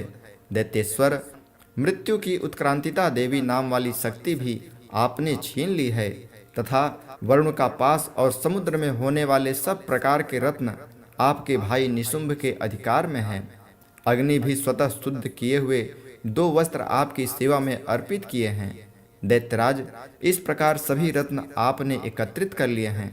फिर जो यह स्त्री में रत्न रूप कल्याणमयी देवी है, इसे आप क्यों नहीं अपने अधिकार में कर लेते? ऋषि कहते हैं, चंड मुंड का यह वचन सुनकर शुंभ ने महादैत्य सुग्रीव को दूत बनाकर देवी के पास भेजा और कहा, तुम मेरी आज्ञा से उसके सामने ये बातें कहना और ऐसा उपाय करना जिससे प्रसन्न होकर वह शीघ्र ही यहाँ आ जाए। वह दूत पर्वत के अत्यंत रमणीय प्रदेश में जहाँ देवी मौजूद थी गया और मधुर वाणी में कोमल वचन बोला। दूत बोला, देवी, दैत्यराज शुंभ इस समय तीनों लोकों के परमेश्वर हैं। मैं उन्हीं का भेजा हुआ दूत हूँ और यहाँ तुम्हारे ही पास आया हूँ। उनकी आज्ञा सब देवता एक स्वर में मानते हैं, कोई उनका उल्लंघन नहीं कर सकता। वे संपूर्ण देवताओं को परास्त कर चुके हैं। उन्होंने तुम्हारे लिए जो संदेश दिया है उसे सुनो। संपूर्ण त्रिलोकी की मेरे अधिकार में है। देवता भी मेरी आज्ञा के अधीन चलते हैं। संपूर्ण यज्ञों के भागों को मैं ही पृथक पृथक भोगता हूँ। तीनों लोकों में जितने श्रेष्ठ रत्न हैं वे सब मेरे अधिकार में हैं। देवराज इंद्र का वाहन ऐरावत जो हाथी में रत्न के समान है मैंने छीन लिया है। क्षीर सागर का मंथन करने से जो अश्वरत्न उच्छैश्वा प्रकट हुआ था उसे देवताओं ने मेरे पैरों पर पड़कर समर्पित कर दिया है। सुंदरी, उनके सिवा और जितने भी रत्नभूत पदार्थ देवताओं, गंधर्वों और नागों के पास थे वे सब मेरे ही पास आ गए हैं। देवी, हम लोग तुम्हें संसार की स्त्री में रत्न मानते हैं, अतः तुम हमारे पास आओ, क्योंकि रत्नों का उपभोग करने वाले हम ही हैं। चंचल कटाक्षों वाली सुंदरी, तुम मेरी या मेरे भाई महापराक्रमी निशुंभ की सेवा में आ जाओ, क्योंकि तुम रत्न स्वरूपा हो। मेरा वर्ण करने से तुम्हें तुलना रहित महान ऐश्वर्य की प्राप्ति होगी। अपनी बुद्धि से यह विचार कर तुम मेरी पत्नी बन जाओ। ऋषि कहते हैं, दूत के योग कहने पर कल्याणमयी भगवती दुर्गा देवी, जो इस जगत को धारण करती हैं, मन ही मन गंभीर भाव से मुस्कुराईं और इस प्रकार बोली। देवी ने कहा, दूत, तुमने सत्य कहा है, इसमें तनिक भी मिथ्या नहीं है। शुंभ तीनों लोकों का स्वामी है और निशुंभ भी उसी के समान पराक्रमी है, किंतु इस विषय में मैंने जो प्रतिज्ञा कर ली है उसे मिथ्या कैसे करूं? मैंने अपनी अल्प बुद्धि के कारण पहले से ही जो प्रतिज्ञा कर रखी है उसे सुनो। जो मुझे संग्राम में जीत लेगा, जो मेरे अभिमान को चूर्ण कर देगा तथा संसार में जो मेरे समान बलवान होगा, वही मेरा स्वामी होगा। इसलिए शुंभ अथवा महादैत्य निशुंभ स्वयं ही यहाँ पधारे और मुझे जीतकर शीघ्र ही मेरा पाणी ग्रहण कर लें। इसमें विलंब की क्या आवश्यकता है? दूत बोला, देवी, तुम घमंड में भरी हो, मेरे सामने ऐसी बातें न करो। तीनों लोकों में कौन ऐसा पुरुष है जो शुंभ निशुंभ के समान खड़ा हो सके? देवी, अन्य दैत्यों के सामने भी सारे देवता युद्ध में नहीं ठहर सकते, फिर तुम अकेली स्त्री होकर कैसे ठहर सकती हो? जिन शुंभ आदि दैत्यों के सामने इंद्र आदि सब देवता भी युद्ध में खड़े नहीं हुए, उनके सामने तुम स्त्री होकर कैसे आओगी? इसलिए तुम मेरे ही कहने से शुंभ निशुंभ के पास चली जाओ।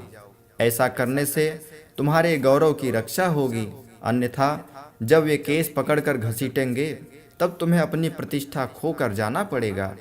देवी ने कहा, तुम्हारा कहना ठीक है, शुंभ बलवान है और निशुंभ भी बड़े पराक्रमी हैं, किंतु क्या करूं? मैंने पहले बिना सोचे समझे प्रतिज्ञा कर ली है। अतः अब तुम आओ, मैंने तुमसे जो कुछ कहा है वह सब दैत्यराज से आदर पूर्वक कहना। अब तुम जाओ, मैंने तुमसे जो कुछ कहा है वह सब दैत्यराज से आदर पूर्वक कहना, फिर वे जो उचित जान पड़े करें। इस प्रकार श्री मार्कंडेय पुराण में सावर्णिक मनवंतर की कथा के अंतर्गत देवी महात्म्य में देवी दूत संवाद नामक 5वां अध्याय पूरा हुआ। 6वां अध्याय, धूम्रलोचन वध। ऋषि कहते हैं, देवी का यह वचन सुनकर दूत को बड़ा अमर्ष हुआ और उसने दैत्यराज के पास जाकर सब समाचार विस्तार पूर्वक कह सुनाया। दूत के यह वचन को सुनकर दैत्यराज कुपित हो उठा और दैत्य सेनापति धूम्रलोचन से बोला, धूम्रलोचन, तुम शीघ्र अपनी सेना साथ लेकर जाओ और उस दुष्ट के केस पकड़कर घसीटते हुए उसे बलपूर्वक यहाँ ले आओ। उसकी रक्षा करने के लिए यदि कोई दूसरा खड़ा हो तो वह देवता, यक्ष अथवा गंधर्व ही क्यों न हो, उसे अवश्य मार डालना। ऋषि कहते हैं, शुंभ के इस प्रकार आज्ञा देने पर वह धूम्रलोचन दैत्य 60,000 असुरों की सेना को साथ लेकर वहां से तुरंत चल दिया। वहां पहुंचकर उसने हिमालय पर रहने वाली देवी को देखा और ललकार कर कहा, अरे तू शुंभ निशुंभ के पास चल। यदि इस समय प्रसन्नता पूर्वक मेरे स्वामी के समीप नहीं चलेगी तो मैं बलपूर्वक झोटा पकड़कर घसीटते हुए तुझे ले चलूंगा। तब देवी बोली, तुम्हें दैत्यों के राजा ने भेजा है, तुम स्वयं ही बलवान हो और तुम्हारे साथ विशाल सेना भी है। ऐसी दशा में यदि मुझे बलपूर्वक ले चलोगे तो मैं तुम्हारा क्या कर सकती हूँ? ऋषि कहते हैं, देवी के यो कहने पर असुर धूम्रलोचन उसकी ओर दौड़ा। तब अंबिका ने हूँ शब्द के उच्चारण मात्र से उसे भस्म कर दिया। फिर तो क्रोध में भरी हुई दैत्यों की विशाल सेना और अंबिका ने एक दूसरे पर तीखे सायकों, शक्तियों तथा फरसों की वर्षा की। इतने में ही देवी का वाहन सिंह क्रोध में भरकर भयंकर गर्जना करके गर्दन के बालों को हिलाता हुआ असुरों की सेना में कूद पड़ा। उसने कुछ दैत्यों को पंजों की मार से, कितनों को अपने जबड़ों से और कितने ही महादैत्यों को पटक कर ओठ की दाढ़ी से घायल करके मार डाला। उस सिंह ने अपने नखों से कितनों के पेट फाड़ डाले और थप्पड़ मारकर कितनों के सिर धड़ से अलग कर दिए। कितनों की भुजाएं और मस्तक काट डाले तथा अपनी गर्दन के बाल हिलाते हुए उसने दूसरे दैत्यों के पेट फाड़ कर उनका रक्त चूस लिया। अत्यंत क्रोध से भरे हुए देवी के वाहन उस महाबली सिंह ने क्षण भर में ही असुरों की सारी सेना का संहार कर डाला। शुंभ ने जब सुना कि देवी ने धूम्रलोचन असुरों को मार डाला तथा उसके सिंह ने सारी सेना का सफाया कर डाला, तब उस दैत्यराज को बड़ा क्रोध हुआ। उसका ओठ कांपने लगा। उसने चंड और मुंड नाम के 2 महादैत्यों को आज्ञा दी, हे चंड और हे मुंड, तुम लोग बहुत बड़ी सेना लेकर वहां जाओ। उस देवी के झोटे पकड़कर अथवा उसे बांधकर शीघ्र ले आओ। यदि इस प्रकार उसको लाने में संदेह हो तो युद्ध में सब प्रकार के अस्त्र शस्त्रों तथा समस्त आसुरी सेना का प्रयोग करके उसकी हत्या कर डालना। उस दुष्ट की हत्या होने तथा सिंह के भी मारे जाने पर उस अंबिका को बांधकर साथ ले शीघ्र ही लौटाना। इस प्रकार श्री मार्कंडेय पुराण में सावर्णिक मनवंतर की कथा के अंतर्गत देवी महात्म्य में धूम्रलोचन वध नामक 6वां अध्याय पूरा हुआ। 7वां अध्याय चंड और मुंड का वध। ऋषि कहते हैं, तदंतर शुंभ की आज्ञा पाकर वे चंड मुंड आदि दैत्य चतुरंगड़ी सेना के साथ अस्त्र शस्त्रों से सुसज्जित हो चल दिए। फिर गिरिराज हिमालय के सुवर्णमय ऊंचे शिखर पर पहुंचकर उन्होंने सिंह पर बैठी देवी को देखा। वे मंद मंद मुस्कुरा रही थी। उन्हें देखकर दैत्य लोग तत्परता से पड़ने का उद्योग करने लगे। किसी ने धनुष तान लिया, किसी ने तलवार संभाली और कुछ लोग देवी के पास आकर खड़े हो गए। तब अंबिका ने उन शत्रुओं के प्रति बड़ा क्रोध किया। उस समय क्रोध के कारण उनका मुख काला पड़ गया, ललाट में भौहें टेढ़ी हो गईं और वहां से तुरंत विकराल मुखी काली प्रकट हुई। तो जो तलवार और पास लिए हुए थी, वे विचित्र खड्वांग धारण किए और चीते के चर्म की साड़ी पहने नर मुंडों की माला से विभूषित थी। उनके शरीर का मांस सूख गया था, केवल हड्डियों का ढांचा था, जिससे वे अत्यंत भयंकर जान पड़ती थी। उनका मुख बहुत विशाल था, जीभ लपलपाने के कारण वे और भी डरावनी प्रतीत होती थी। उनकी आंखें भीतर को धसी हुई और कुछ लाल थी। वे अपनी भयंकर गर्जना से संपूर्ण दिशाओं को गुंजा रही थी।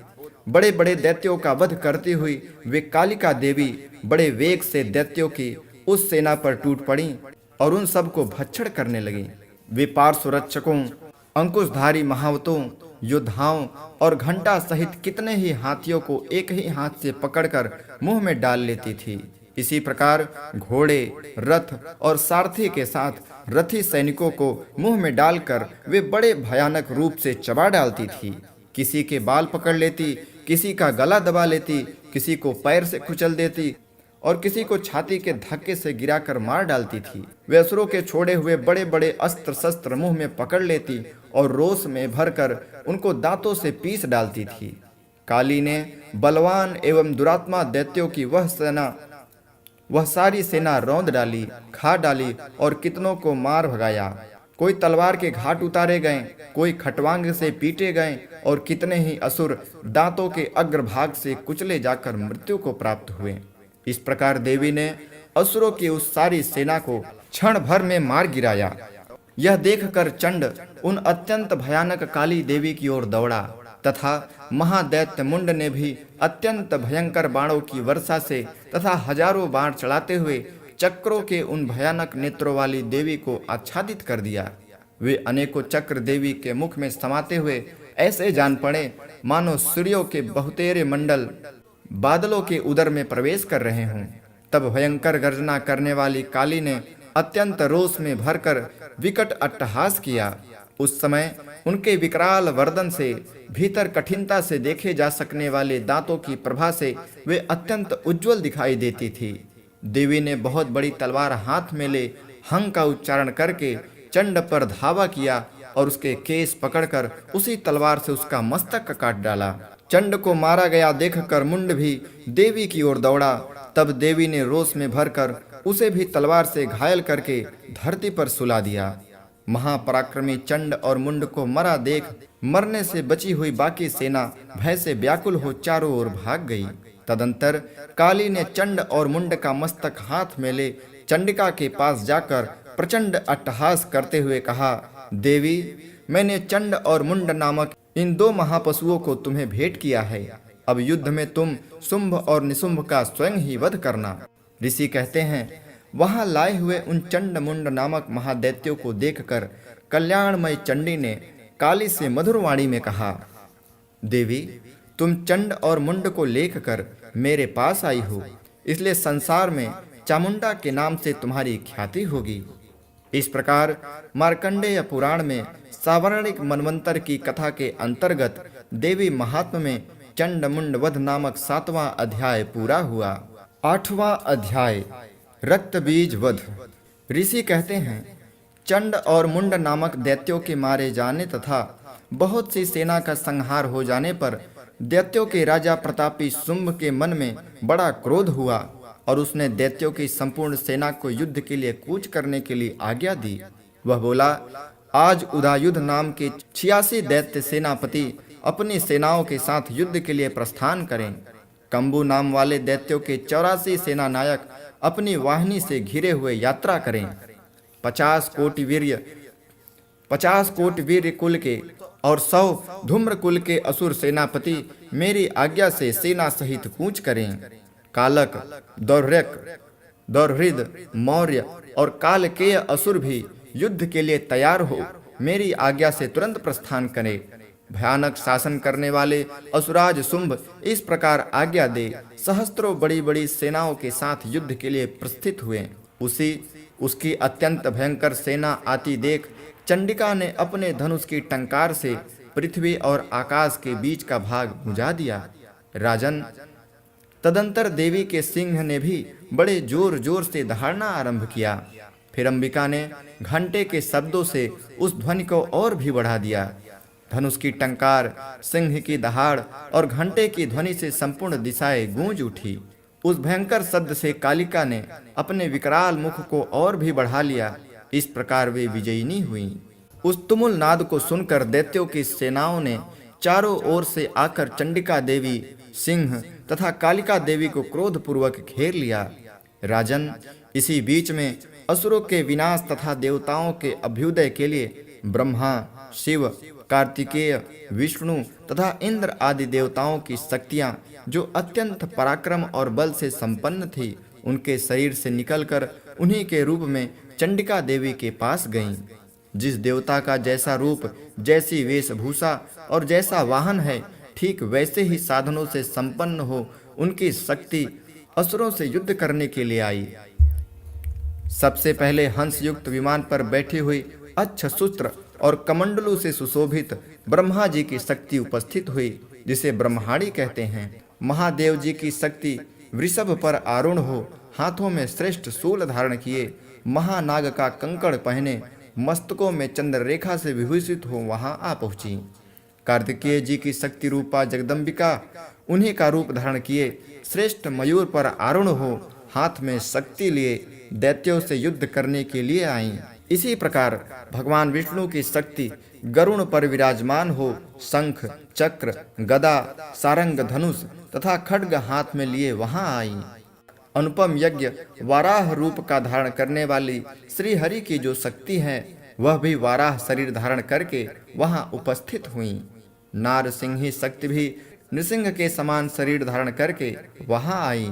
उसकी गर्दन के बालों के झटके से आकाश के तारे बिखर पड़े थे। इसी प्रकार इंद्र की शक्ति वज्र हाथ में लिए गजराज ऐरावत पर बैठी आई। उसके भी सहस्त्र नेत्र थे। इंद्र का जैसा रूप है वैसा ही उसका भी था। तदंतर उन देव शक्तियों से घिरे हुए महादेव जी ने चंडी से कहा, मेरी प्रसन्नता के लिए तुम शीघ्र ही इन असुरों का संहार करो। तब देवी के शरीर से अत्यंत भयानक और परम उग्र चंडिका शक्ति प्रकट हुई, जो सैकड़ों गिदड़ियों की भांति आवाज करने वाली थी।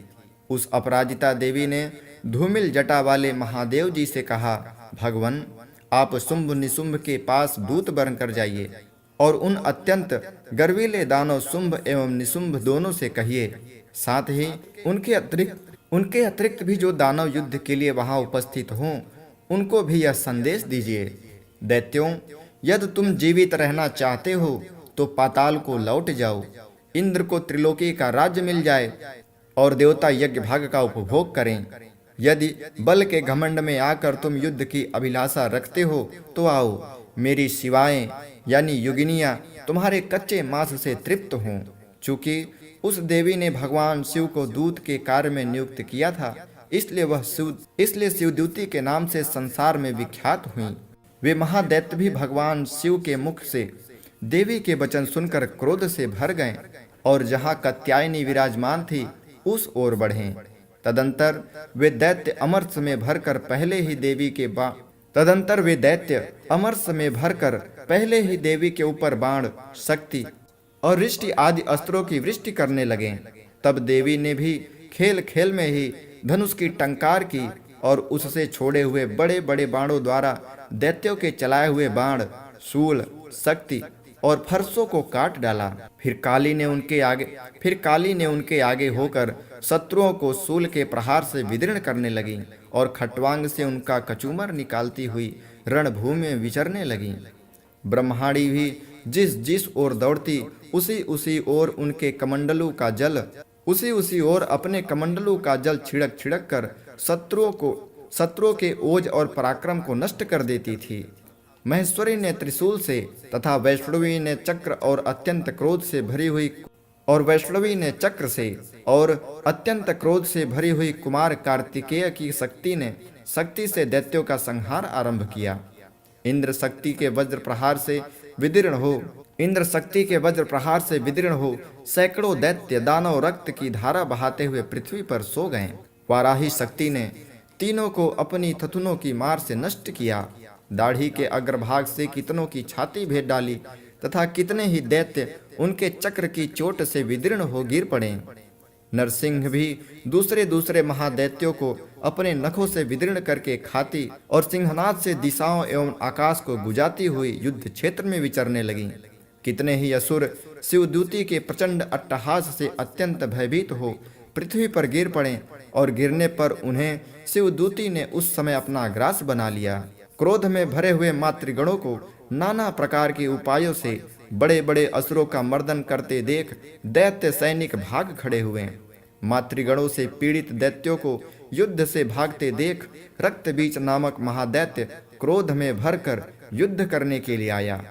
इसके शरीर से जब रक्त की बूंदें पृथ्वी पर गिरती तब उसी के समान शक्तिशाली एक दूसरा महादैत्य पृथ्वी पर पैदा हो जाता। महासुर रक्तबीज हाथ में गदा लिए इंद्र शक्ति के साथ युद्ध करने लगा।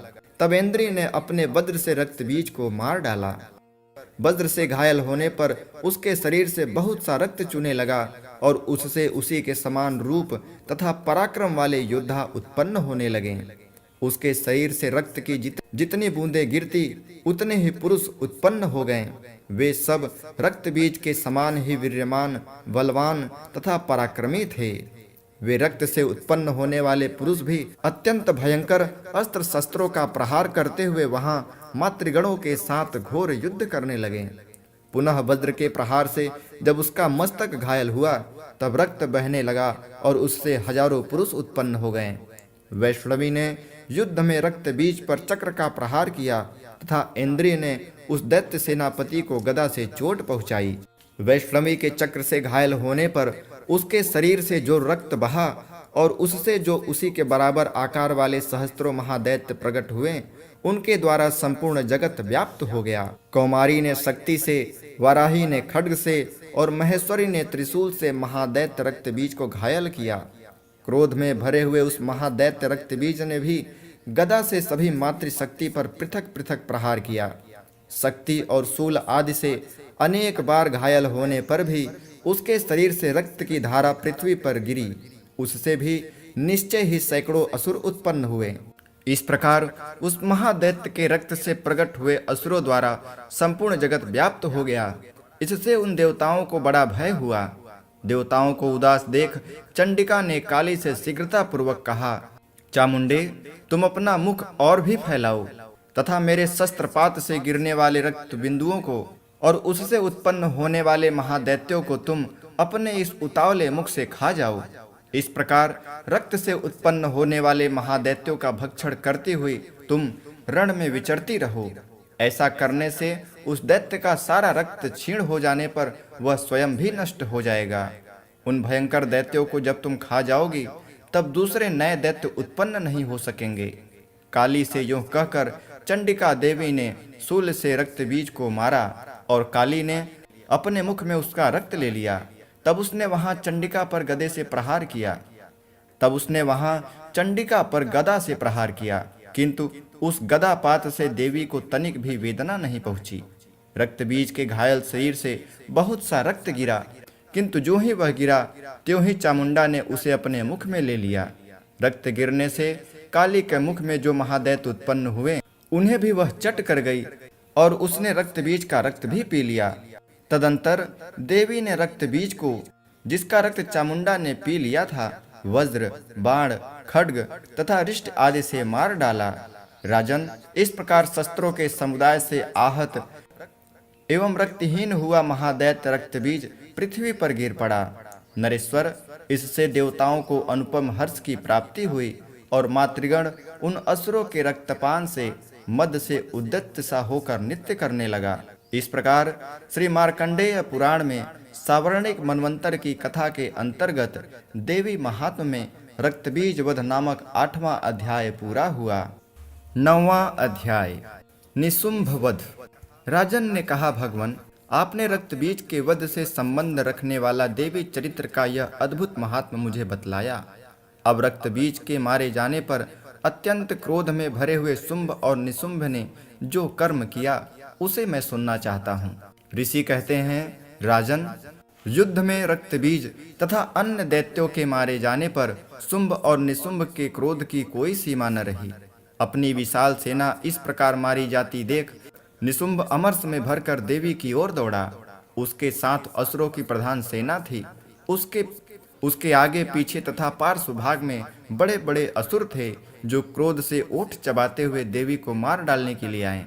महापराक्रमी शुंभ भी अपनी सेना के साथ मातृगणों से युद्ध करके क्रोधवश चंडिका को मारने के लिए आ पहुंचा।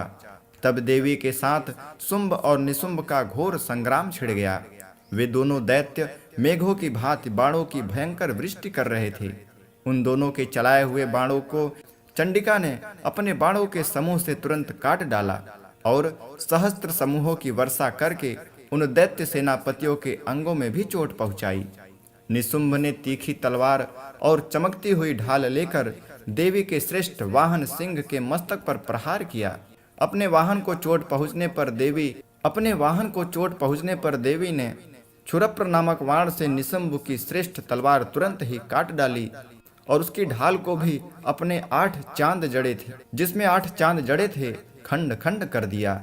ढाल और तलवार के कट जाने पर उस असुर ने शक्ति चलाई, किंतु सामने आने पर देवी ने चक्र से उसके 2 टुकड़े कर दिए। अब तो निशुंभ क्रोध से जल उठा और उस दानव ने देवी को मारने के लिए शूल उठाया, किंतु देवी ने समीप आने पर उसे भी मुक्के से मारकर चूर्ण कर दिया।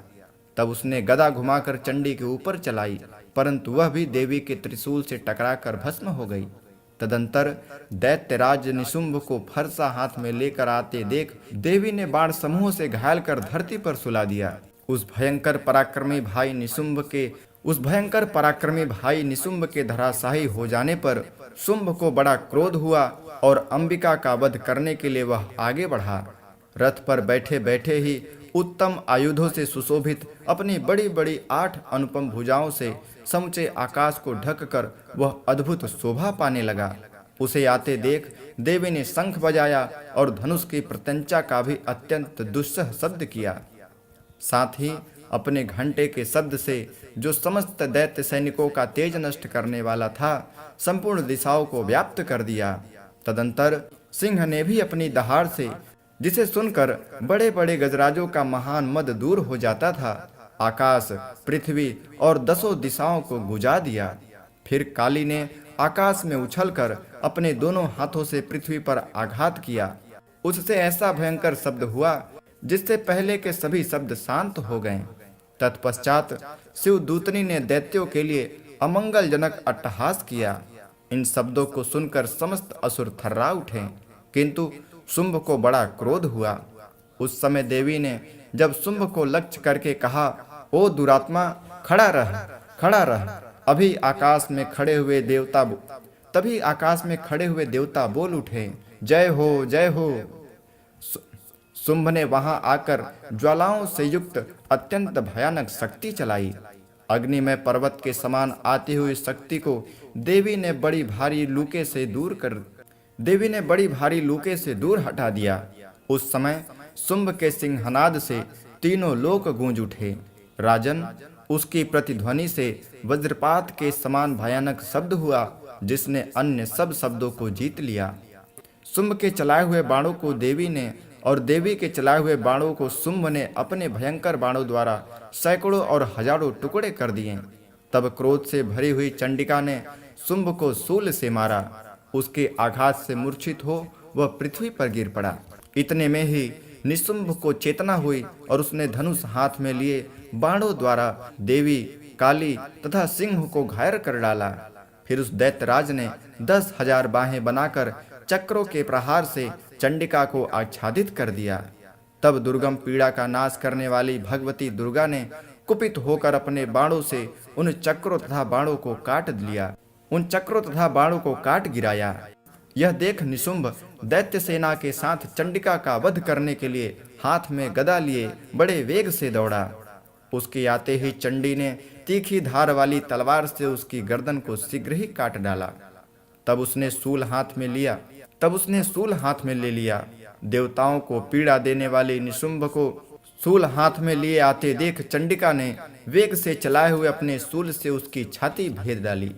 शूल से विदीर्ण हो जाने पर उसकी छाती से एक दूसरा महाबली एवं पराक्रमी पुरुष खड़ी रह कहता हुआ निकला। उस निकले हुए पुरुष की बात सुनकर देवी ठठाकर हंस पड़ी और खड्ग से उसने उसका मस्तक काट डाला। फिर तो वह पृथ्वी पर गिर पड़ा। तदंतर सिंह अपनी दाढ़ों से असुरों की गर्दन कुचल कर खाने लगा। यह बड़ा भयंकर दृश्य था। उधर काली तथा शिवदूती ने भी अन्यान्य दैत्यों का भक्षण आरंभ किया। कौमारी की शक्ति से विदृढ़ होकर कितने ही महादैत्य नष्ट हो गए। ब्रह्माणी के मंत्रपूत जल से निस्तेज होकर कितने ही भाग खड़े हुए। कितने ही दैत्य महेश्वरी के त्रिशूल से छिन्न भिन्न हो धराशायी हो गए। वाराही के थुथनों के आघात से कितनों का पृथ्वी पर कचूमर निकल गया।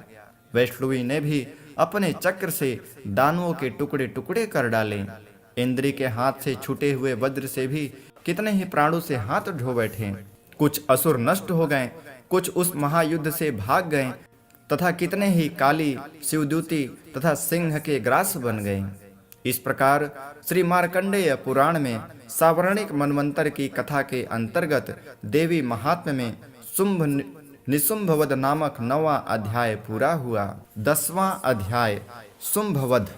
ऋषि कहते हैं, राजन, अपने प्राणों के समान प्यारे भाई निशुंभ को मारा गया देख तथा सारी सेना का संहार होता जान शुंभ ने कुपित होकर कहा, दुष्ट दुर्गे, तू बल के अभिमान में आकर झूठ मूठ का घमंड न दिखा। तू बड़ी माननी बनी हुई है, किंतु दूसरे स्त्रियों के बल का सहारा लेकर लड़ती है। तब देवी बोली, ओ दुष्ट, मैं अकेली ही हूँ। इस संसार में मेरे सिवा दूसरी कौन है? देख, ये मेरी ही विभूतियाँ हैं, अतः मुझ में ही प्रवेश कर रही हैं। तदंतर ब्रह्माणी आदि समस्त देवियां अंबिका देवी के शरीर में लीन हो गईं। उस समय केवल अंबिका देवी ही रह गईं। देवी बोली, मैं अपनी ऐश्वर्य शक्ति से अनेक रूपों में यहाँ उपस्थित हुई थी। उन सब रूपों को मैंने समेट लिया। अब अकेले ही युद्ध में खड़ी हूँ, तुम भी स्थिर हो जाओ। ऋषि कहते हैं, तदंतर देवी और शुंभ दोनों में सब देवताओं तथा दानवों को देखते देखते भयंकर युद्ध छिड़ गया। बाणों की वर्षा तथा तीखे शस्त्रों एवं दारुण अस्त्रों के प्रहार के कारण उन दोनों का युद्ध सब लोगों के लिए बड़ा भयानक प्रतीत हुआ। उस समय अंबिका देवी ने जो सैकड़ों दिव्य अस्त्र छोड़े, उन्हें दैत्यराज शुंभ ने उनके निवारक अस्त्रों द्वारा काट डाला।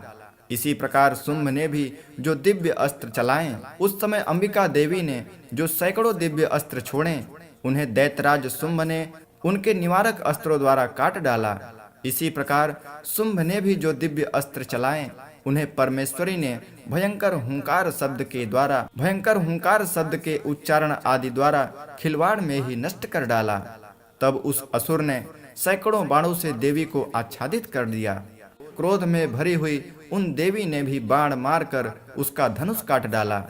धनुष कट जाने पर फिर दैत्यराज ने शक्ति हाथ में ली, किंतु देवी ने चक्र से उसके हाथ की शक्ति को भी काट गिराया। तत्पश्चात दैत्यों के स्वामी शुंभ ने 100 चांद वाली चमकती हुई ढाल और तलवार हाथ में ले उस समय देवी पर धावा किया। उसके आते ही चंडिका ने अपने धनुष से छोड़े हुए तीखे बाणों द्वारा उसकी सूर्य किरणों के समान उज्जवल ढाल और तलवार को तुरंत काट दिया। फिर उस दैत्य के घोड़े और सारथी मारे गए। धनुष तो पहले ही कट चुका था, अब उसने अंबिका को मारने के लिए उद्यत हो भयंकर मुग्दर हाथ में ले लिया। उसे आते देख देवी ने अपने तीक्ष्ण बाणों से उसका मुग्दर भी काट डाला। इस पर भी वह असुर मुक्का तान कर बड़े वेग से देवी की ओर झपटा। उस दैत्यराज ने देवी की छाती में मुक्का मारा, तब उन देवी ने भी उसकी छाती में एक चांटा जड़ दिया। देवी का थप्पड़ खाकर दैत्यराज शुंभ पृथ्वी पर गिर पड़ा, किंतु पुनः सहसा पूर्वक उठकर खड़ा हो गया। फिर वह उछला और देवी को ऊपर ले जाकर आकाश में बड़ा हो गया। तब चंडिका आकाश में भी बिना किसी आधार के ही शुंभ के साथ युद्ध करने लगी। उस समय दैत्य और चंडिका आकाश में एक दूसरे से लड़ने लगे। उनका यह युद्ध पहले सिद्ध और मुनियों को विस्मय में डालने वाला हुआ। फिर अंबिका ने शुंभ के साथ बहुत देर तक युद्ध करने के पश्चात उसे उठाकर घुमाया और पृथ्वी पर पटक दिया। पटके जाने पर पृथ्वी आने के बाद वह दुष्टात्मा दैत्य पुनः चंडिका का वध करने के लिए उसकी ओर बड़े वेग से दौड़ा। तब समस्त दैत्यों के राजा शुंभ को अपनी ओर आते देख देवी ने त्रिशूल से उसकी छाती छेद कर उसे पृथ्वी पर गिरा दिया। देवी की शूल की धार से घायल होने पर उसके प्राण पखेरु उड़ गए और वह समुद्र, द्वीपों तथा पर्वतों सहित समूची पृथ्वी को कपाता हुआ भूमि पर गिर पड़ा। तदंतर उस दुरात्मा के मारे जाने पर संपूर्ण जगत प्रसन्न एवं पूर्ण स्वस्थ हो गया तथा आकाश स्वच्छ दिखाई देने लगा। पहले जो उत्पात सूचक मेघ और उल्कापात होते थे वे सब शांत हो गए तथा उस दैत्य के मारे जाने पर नदियां भी ठीक मार्ग से बहने लगी। उसी समय शुंभ की मृत्यु के बाद संपूर्ण देवताओं का हृदय हर्ष से भर गया और गंधर्वगण मधुर गीत गाने लगे। दूसरे गंधर्व बाजे बजाने लगे और अप्सराएं नाचने लगीं। पवित्र वायु बहने लगी। सूर्य की प्रभा उत्तम हो गई। अग्निशाला की बुझी हुई आग अपने आप प्रज्वलित हो उठी तथा संपूर्ण दिशाओं के भयंकर शब्द शांत हो गए। इस प्रकार श्री मार्कंडेय पुराण में सावर्णिक मनवंतर की कथा के अंतर्गत देवी महात्म्य में शुंभवध नामक 10वां अध्याय पूरा हुआ। 11वां अध्याय देवताओं द्वारा देवी की स्तुति तथा देवी द्वारा देवताओं को वरदान। ऋषि कहते हैं, देवी के द्वारा वहां महादैत्यपति शुंभ के मारे जाने पर इंद्र आदि देवता अग्नि को आगे करके उन कात्यायनी देवी की स्तुति करने लगे। उस समय अभिष्ट की प्राप्ति होने से उनके मुख कमल दमक उठे थे और उनके प्रकाश से दिशाएं भी जगमगा उठी थी। देवता बोले, शरणागत की पीड़ा दूर करने वाली देवी हम पर प्रसन्न हो। संपूर्ण जगत की माता प्रसन्न हो। विश्वेश्वरी विश्व की रक्षा करो। देवी तुम ही चराचर जगत की अधीश्वरी हो। तुम इस जगत का एकमात्र आधार हो, क्योंकि पृथ्वी रूप में तुम्हारी ही स्थिति है। देवी तुम्हारा पराक्रम अलंघनीय है। तुम ही जल रूप में स्थित होकर संपूर्ण जगत को तृप्त करती हो। तुम अनंत बल संपन्न वैष्णवी शक्ति हो। इस विश्व की कारणभूता परा माया हो। देवी तुमने इस समस्त जगत को मोहित कर रखा है। तुम ही प्रसन्न होने पर इस पृथ्वी पर मोक्ष की प्राप्ति कराती हो। देवी संपूर्ण विद्याएं तुम्हारे ही भिन्न भिन्न स्वरूप हैं। जगत में जितनी स्त्रियां हैं वे सब तुम्हारी ही मूर्तियां हैं। जगदम्बा एकमात्र तुमने ही इस विश्व को व्याप्त कर रखा है। तुम्हारी स्तुति क्या हो सकती है। तुम तो स्तवन करने योग्य पदार्थों से परे एवं परावाणी हो। जब तुम स्वर्ग रूपा देवी स्वर्ग तथा मोक्ष प्रदान करने वाली हो, तब इसी रूप में तुम्हारी स्तुति हो सकती है। तुम्हारी स्तुति के लिए इससे अच्छी उक्तियां और क्या हो सकती हैं। बुद्धि रूप से सब लोगों के हृदय में विराजमान रहने वाली तथा स्वर्ग एवं मोक्ष प्रदान करने वाली नारायणी देवी तुम्हें नमस्कार है। कला काष्ठा आदि के रूप में क्रमशः परिणाम की ओर ले जाने वाली तथा विश्व का कल्याण करने में समर्थ नारायणी तुम्हें नमस्कार है। नारायणी तुम सब प्रकार का मंगल प्रदान करने वाली हो। तुम सब प्रकार का मंगल प्रदान करने वाली मंगलमयी हो। कल्याणदायिनी शिवा हो। सब पुरुषार्थों को सिद्ध करने वाली, शरणागत वत्सला, 3 नेत्रों वाली एवं गौरी हो, तुम्हें नमस्कार है। तुम सृष्टि, पालन और संहार की शक्तिभूता सनातनी देवी, गुणों का आधार तथा सर्वगुणमयी हो। नारायणी, तुम्हें नमस्कार है। शरण में आए हुए दीनों एवं पीड़ितों की रक्षा में संलग्न रहने वाली, सबकी पीड़ा दूर करने वाली नारायणी देवी, तुम्हें नमस्कार है। तुम ब्रह्माणी का रूप धारण करके हंसों से जूते हुए विमान पर बैठी थी तथा कुश मिश्रित जल छिड़कती रहती हो, तुम्हें नमस्कार है। महेश्वरी रूप से त्रिशूल, चंद्रमा एवं सर्प को धारण करने वाली तथा महान वृषभ की पीठ पर बैठने वाली नारायणी देवी, तुम्हें नमस्कार है। मोरों और मुर्गों से घिरी रहने वाली तथा महाशक्ति धारण करने वाली कौमारी रूप धारणी निष्पापे नारायणी, तुम्हें नमस्कार है। शंख, चक्र, गदा और सारंग धनुष, उत्तम आयुधों को धारण करने वाली वैष्णवी शक्ति रूपा नारायणी, तुम प्रसन्न हो, तुम्हें नमस्कार है। हाथ में भयानक महाचक्र लिए और दाढ़ों पर धरती को उठाए वाराही रूप धारणी कल्याणमय नारायणी, तुम्हें नमस्कार है। भयंकर निसृंग रूप से दैत्यों के वध के लिए उद्योग करने वाली तथा त्रिभुवन की रक्षा में संलग्न रहने वाली नारायणी, तुम्हें नमस्कार है। मस्तक पर किरीट और हाथों में महावज्र धारण करने वाली, सहस्त्र नेत्रों के कारण उद्दीप्त दिखाई देने वाली और वित्रासुर के प्राणों का अपहार करने वाली इंद्र शक्ति रूपा नारायणी, तुम्हें नमस्कार है। शिवदूती रूप से दैत्यों की महती सेना का संहार करने वाली, भयंकर रूप धारण तथा विकट गर्जना करने वाली नारायणी, तुम्हें नमस्कार है। दाढ़ों के कारण विकराल मुख वाली, मुंडमाला से विभूषित मुंडमर्दनी चामुंडा रूपा नारायणी, तुम्हें नमस्कार है। लक्ष्मी, लज्जा, महाविद्या, श्रद्धा, पुष्टि, स्वधा, ध्रुवा, महारात्रि तथा महाअविद्या रूपा नारायणी, तुम्हें नमस्कार है। मेधा, सरस्वती, वरा, भूति, बाभ्रवी, तामसी, नियता तथा ईसा रूपणी नारायणी, तुम्हें नमस्कार है। सर्वस्वरूपा, सर्वेश्वरी तथा सब प्रकार की शक्ति से संपन्न दिव्य रूपा दुर्गे तथा सब प्रकार की शक्तियों से संपन्न दिव्य रूप दुर्गे देवी, सब भयों से हमारी रक्षा करो, तुम्हें नमस्कार है। कात्यायनी, यह 3 लोचनों से विभूषित तुम्हारा सौम्य मुख सब प्रकार के भयों से हमारी रक्षा करे, तुम्हें नमस्कार है। भद्रकाली, ज्वालाओं के कारण विकराल प्रतीत होने वाला, अत्यंत भयंकर और समस्त असुरों का संहार करने वाला तुम्हारा त्रिशूल भय से हमें बचाए, तुम्हें नमस्कार है।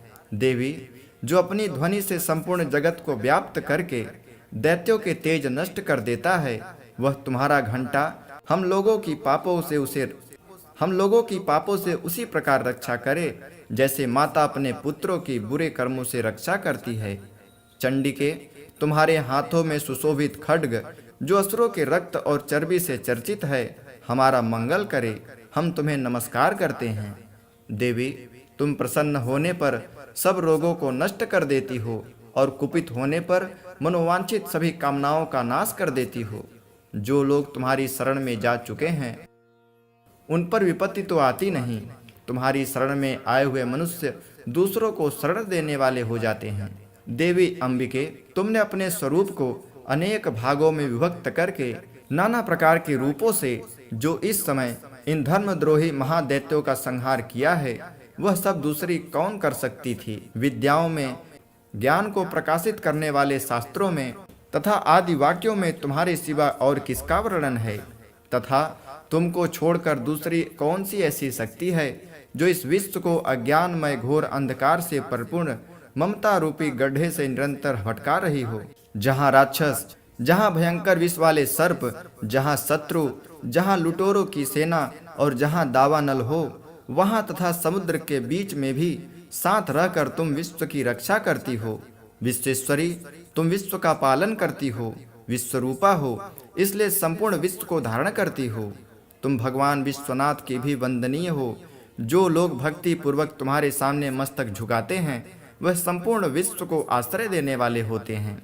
देवी, प्रसन्न हो, जैसे इस समय असुरों का वध करके तुमने शीघ्र ही हमारी रक्षा की, उसी प्रकार सदा हमें शत्रुओं के भय से बचाओ। संपूर्ण जगत का पाप नष्ट करो और उत्पात एवं पापों के फलस्वरूप प्राप्त होने वाले महामारी आदि बड़े बड़े उपद्रवों को शीघ्र ही दूर करो। विश्व की पीड़ा दूर करने वाली देवी, हम तुम्हारे चरणों पर पड़े हुए हैं, हम पर प्रसन्न हो। त्रिलोक निवासिनियों की पूजनीय परमेश्वरी, सब लोगों को वरदान दो। तब देवी बोली, देवताओं, मैं वर देने को तैयार हूँ। तुम्हारे मन में जिसकी इच्छा हो वह वर मांगो। संसार के लिए उस उपकारक वर को मैं अवश्य दूंगी। देवता बोले, सर्वेश्वरी, तुम इसी प्रकार तीनों लोकों की समस्त बाधाओं को शांत करो और हमारे शत्रुओं का नाश करती रहो। देवी बोली, देवताओं, वे वस्वत मनवंतर के 28वें युग में शुंभ और निशुंभ नाम के 2 अन्य महादैत्य उत्पन्न होंगे। तब मैं नंदगोप के घर में उनकी पत्नी यशोदा के गर्भ से अवतीर्ण हो विंध्याचल में जाकर रहूंगी और उक्त दोनों असुरों का नाश करूंगी। फिर अत्यंत भयंकर रूप से पृथ्वी पर अवतार ले मैं वैप्रचित्त नाम वाले दानवों का वध करूंगी। उन भयंकर महादैत्यों को भक्षण करते समय मेरे दांत अनार के फूल की भांति लाल हो जाएंगे। तब स्वर्ग में देवता और मर्तलोक में मनुष्य सदा मेरी स्तुति करते हुए मुझे रक्त दंतिका कहेंगे। फिर जब पृथ्वी पर 100 वर्षों के लिए जब पृथ्वी पर 100 वर्षों के लिए वर्षा रुक जाएगी और पानी का अभाव हो जाएगा, उस समय मुनियों के स्तवन करने पर मैं पृथ्वी पर अयोनिजा रूप में प्रकट होंगी और 100 नेत्रों से मुनियों को देखूंगी। अतः मनुष्य शताक्षी इस नाम से मेरा कीर्तन करेंगे। देवताओं, उस समय मैं अपने शरीर से उत्पन्न हुए शकों द्वारा समस्त संसार का भरण पोषण करूंगी। जब तक वर्षा नहीं होगी तब तक वे शक ही सबके प्राणों की रक्षा करेंगे। ऐसा करने के कारण पृथ्वी पर शाकंभरी के नाम से मेरी ख्याति होगी। उसी अवतार में मैं दुर्गम नामक महादैत्य का वध भी करूंगी। इससे मेरा नाम दुर्गा देवी के रूप में प्रसिद्ध होगा। फिर मैं जब भीषण रूप धारण करके मुनियों की रक्षा के लिए हिमालय पर रहने वाले राक्षसों का भक्षण करूंगी, उस समय सब मुनि भक्ति से नतमस्तक होकर मेरी स्तुति करेंगे। तब मेरा नाम भीमा देवी के रूप में विख्यात होगा। जब अरुण नामक दैत्य तीनों लोकों में भारी उपद्रव मचाएगा, तब मैं तीनों लोकों का हित करने के लिए 6 पैरों वाले असंख्य भ्रमरों का रूप धारण करके उन महादैत्यों का वध करूंगी। उस समय सब लोग भ्रामरी के नाम से चारों ओर मेरी स्तुति करेंगे। इस प्रकार जब जब संसार में दानवी बाधा उपस्थित होगी, तब तब अवतार लेकर मैं शत्रुओं का संहार करूंगी। इस प्रकार श्री मार्कंडेय पुराण में सावर्णिक मनवंतर की कथा के अंतर्गत देवी महात्म्य में देवी स्तुति नामक 11वां अध्याय पूरा हुआ। 12वां अध्याय देवी चरित्रों के पाठ का महात्म्य। देवी बोली, देवताओं, जो एकाग्रचित्त होकर प्रतिदिन इन स्तुतियों से मेरा स्तवन करेगा, उसकी सारी बाधा मैं निश्चय ही दूर करूंगी। जो मधुकैटभ का नाश, महिषासुर का वध तथा शुंभ निशुंभ के संहार के प्रसंग का पाठ करेंगे तथा अष्टमी, चतुर्दशी और नवमी को भी जो एकाग्रचित्त होकर भक्ति पूर्वक मेरे उत्तम महात्मा का श्रवण करेंगे, उन्हें कोई पाप नहीं छू सकेगा। उन पर पाप जनित आपत्तियां भी नहीं आएंगी। उनके घर में कभी दरिद्रता नहीं होगी तथा उनको कभी प्रेमी जनों के बिछोह का कष्ट भी नहीं भोगना पड़ेगा। इतना ही नहीं, उन्हें शत्रु से, लुटेरों से, राजा से, शस्त्र से, अग्नि से तथा जल की राशि से भी कभी भय नहीं होगा। इसलिए सबको एकाग्रचित्त होकर भक्ति पूर्वक मेरे इस महात्म को सदा पढ़ना और सुनना चाहिए। यह परम कल्याणकारक है। मेरा महात्म महामारी जनित समस्त उपद्रवों तथा आध्यात्मिक आदि तीनों प्रकार के उत्पातों को शांत करने वाला है। मेरे जिस मंदिर में प्रतिदिन विधि पूर्वक मेरे इस महात्मा का पाठ किया जाता है, उस स्थान को मैं कभी नहीं छोड़ती। वहाँ सदा ही मेरा सानिध्य बना रहता है, वहाँ सदा ही मेरा सन्निधान बना रहता है। बलिदान, पूजा, होम तथा महोत्सव के अवसरों पर मेरे इस चरित्र का पूरा पूरा पाठ और श्रवण करना चाहिए। ऐसा करने पर मनुष्य विधि को जानकर या बिना जाने भी मेरे लिए जो बलि, पूजा या होम आदि करेगा, उसे मैं बड़ी प्रसन्नता के साथ ग्रहण करूंगी। शरत काल में जो वार्षिक महापूजा की जाती है, उस अवसर पर जो मेरे इस महात्म को भक्ति पूर्वक सुनेगा, वह मनुष्य मेरे प्रसाद से सब बाधाओं से मुक्त तथा धन धान्य एवं पुत्र से संपन्न होगा। इसमें तनिक भी संदेह नहीं है। मेरे इस महात्म मेरे प्रादुर्भाव की सुंदर कथाएं तथा युद्ध में किए हुए मेरे पराक्रम सुनने से मनुष्य निर्भय हो जाता है। मेरे महात्मा का श्रवण करने वाले पुरुषों के शत्रु नष्ट हो जाते हैं, उन्हें कल्याण की प्राप्ति होती है तथा उनका कुल आनंदित रहता है। सर्वत्र शांति कर्म में बुरे स्वप्न दिखाई देने पर तथा ग्रह जनित भयंकर पीड़ा उपस्थित होने पर मेरा महात्म श्रवण करना चाहिए। इससे सब विघ्न तथा भयंकर ग्रह पीड़ाएं शांत हो जाती हैं और मनुष्यों द्वारा देखा हुआ दुःस्वप्न शुभ स्वप्न में परिवर्तित हो जाता है। बाल ग्रहों से आक्रांत हुए बालकों के लिए यह महात्म शांतिकारक है तथा मनुष्यों के संगठन में फूट होने पर यह अच्छी प्रकार मित्रता कराने वाला होता है। यह महात्म समस्त दुराचारियों के बल का नाश करने वाला है। इसी के पाठ मात्र से राक्षसों, भूतों और पिशाचों का नाश हो जाता है। मेरा यह सब महात्म मेरे सामीप्य की प्राप्ति कराने वाला है। पशु, पुष्प, अर्घ्य, धूप, दीप, गंध आदि उत्तम सामग्रियों द्वारा पूजा करने से, ब्राह्मणों को भोजन कराने से, होम करने से, प्रतिदिन अभिषेक करने से, नाना प्रकार के अन्य भोगों का अर्पण करने से तथा दान देने आदि से 1 वर्ष तक जो मेरी आराधना की जाती है और उससे मुझे जितनी प्रसन्नता होती है, उतनी ही प्रसन्नता इस उत्तम चरित्र का एक बार श्रवण करने मात्र से हो जाती है। यह महात्म श्रवण करने पर पापों को हर लेता और आरोग्य प्रदान करता है। मेरे प्रादुर्भाव का कीर्तन समस्त भूतों से रक्षा करता है तथा मेरा युद्ध विषयक चरित्र दुष्ट दैत्यों का संहार करने वाला है। इसे श्रवण करने पर मनुष्यों को शत्रु का भय नहीं रहता। देवताओं, तुमने और ब्रह्मर्षियों ने जो मेरी स्तुतियां की हैं तथा ब्रह्मा जी ने जो स्तुतियां की हैं, वे सभी कल्याणमय बुद्धि प्रदान करती हैं। वन में, सुने मार्ग में अथवा दावा नल से घिरे जाने पर, निर्जन स्थान में, लुटेरों के दाव में पड़े जाने पर या शत्रुओं से पकड़े जाने पर अथवा जंगल में सिंह, व्याघ्र या जंगली हाथियों के पीछा करने पर, कुपित राजा के आदेश से वध या बंधन के स्थान में ले जाए जाने पर अथवा महासागर में नाव पर बैठने के बाद भारी तूफान से नाव के डगमग होने पर और अत्यंत युद्ध में शस्त्रों का प्रहार होने पर अथवा वेदना से पीड़ित होने पर, किंग बहुना सभी भयानक बाधाओं के उपस्थित होने पर जो मेरे इस चरित्र का स्मरण करता है, वह मनुष्य संकट से मुक्त हो जाता है। मेरे प्रभाव से सिंह आदि हिंसक जंतु नष्ट हो जाते हैं तथा लुटेरे और शत्रु भी मेरे चरित्र का स्मरण करने वाले पुरुष से दूर भागते हैं। ऋषि कहते हैं, यूं कहकर प्रचंड पराक्रम वाली भगवती चंडिका सब देवताओं के देखते देखते वहीं अंतर्धान हो गईं। फिर समस्त देवता भी शत्रुओं के मारे जाने से निर्भय हो पहले की भांति यज्ञ भाग का उपभोग करते हुए अपने अपने अधिकार का पालन करने लगे। संसार का विध्वंस करने वाले महाभयंकर अतुल पराक्रमी देव शत्रु शुंभ तथा महाबली निशुंभ के युद्ध में देवी द्वारा मारे जाने पर शेष दैत्य पाताल लोक में चले आए। राजन, इस प्रकार भगवती अंबिका देवी नित्य होती हुई भी पुनः पुनः प्रकट होकर जगत की रक्षा करती हैं। वे ही इस विश्व को मोहित करती, वे ही जगत को जन्म देती तथा वे ही प्रार्थना करने पर संतुष्ट हो विज्ञान एवं समृद्धि प्रदान करती हैं। राजन, महाप्रलय के समय महामारी का स्वरूप धारण करने वाली वे महाकाली ही समस्त ब्रह्मांड में व्याप्त हैं।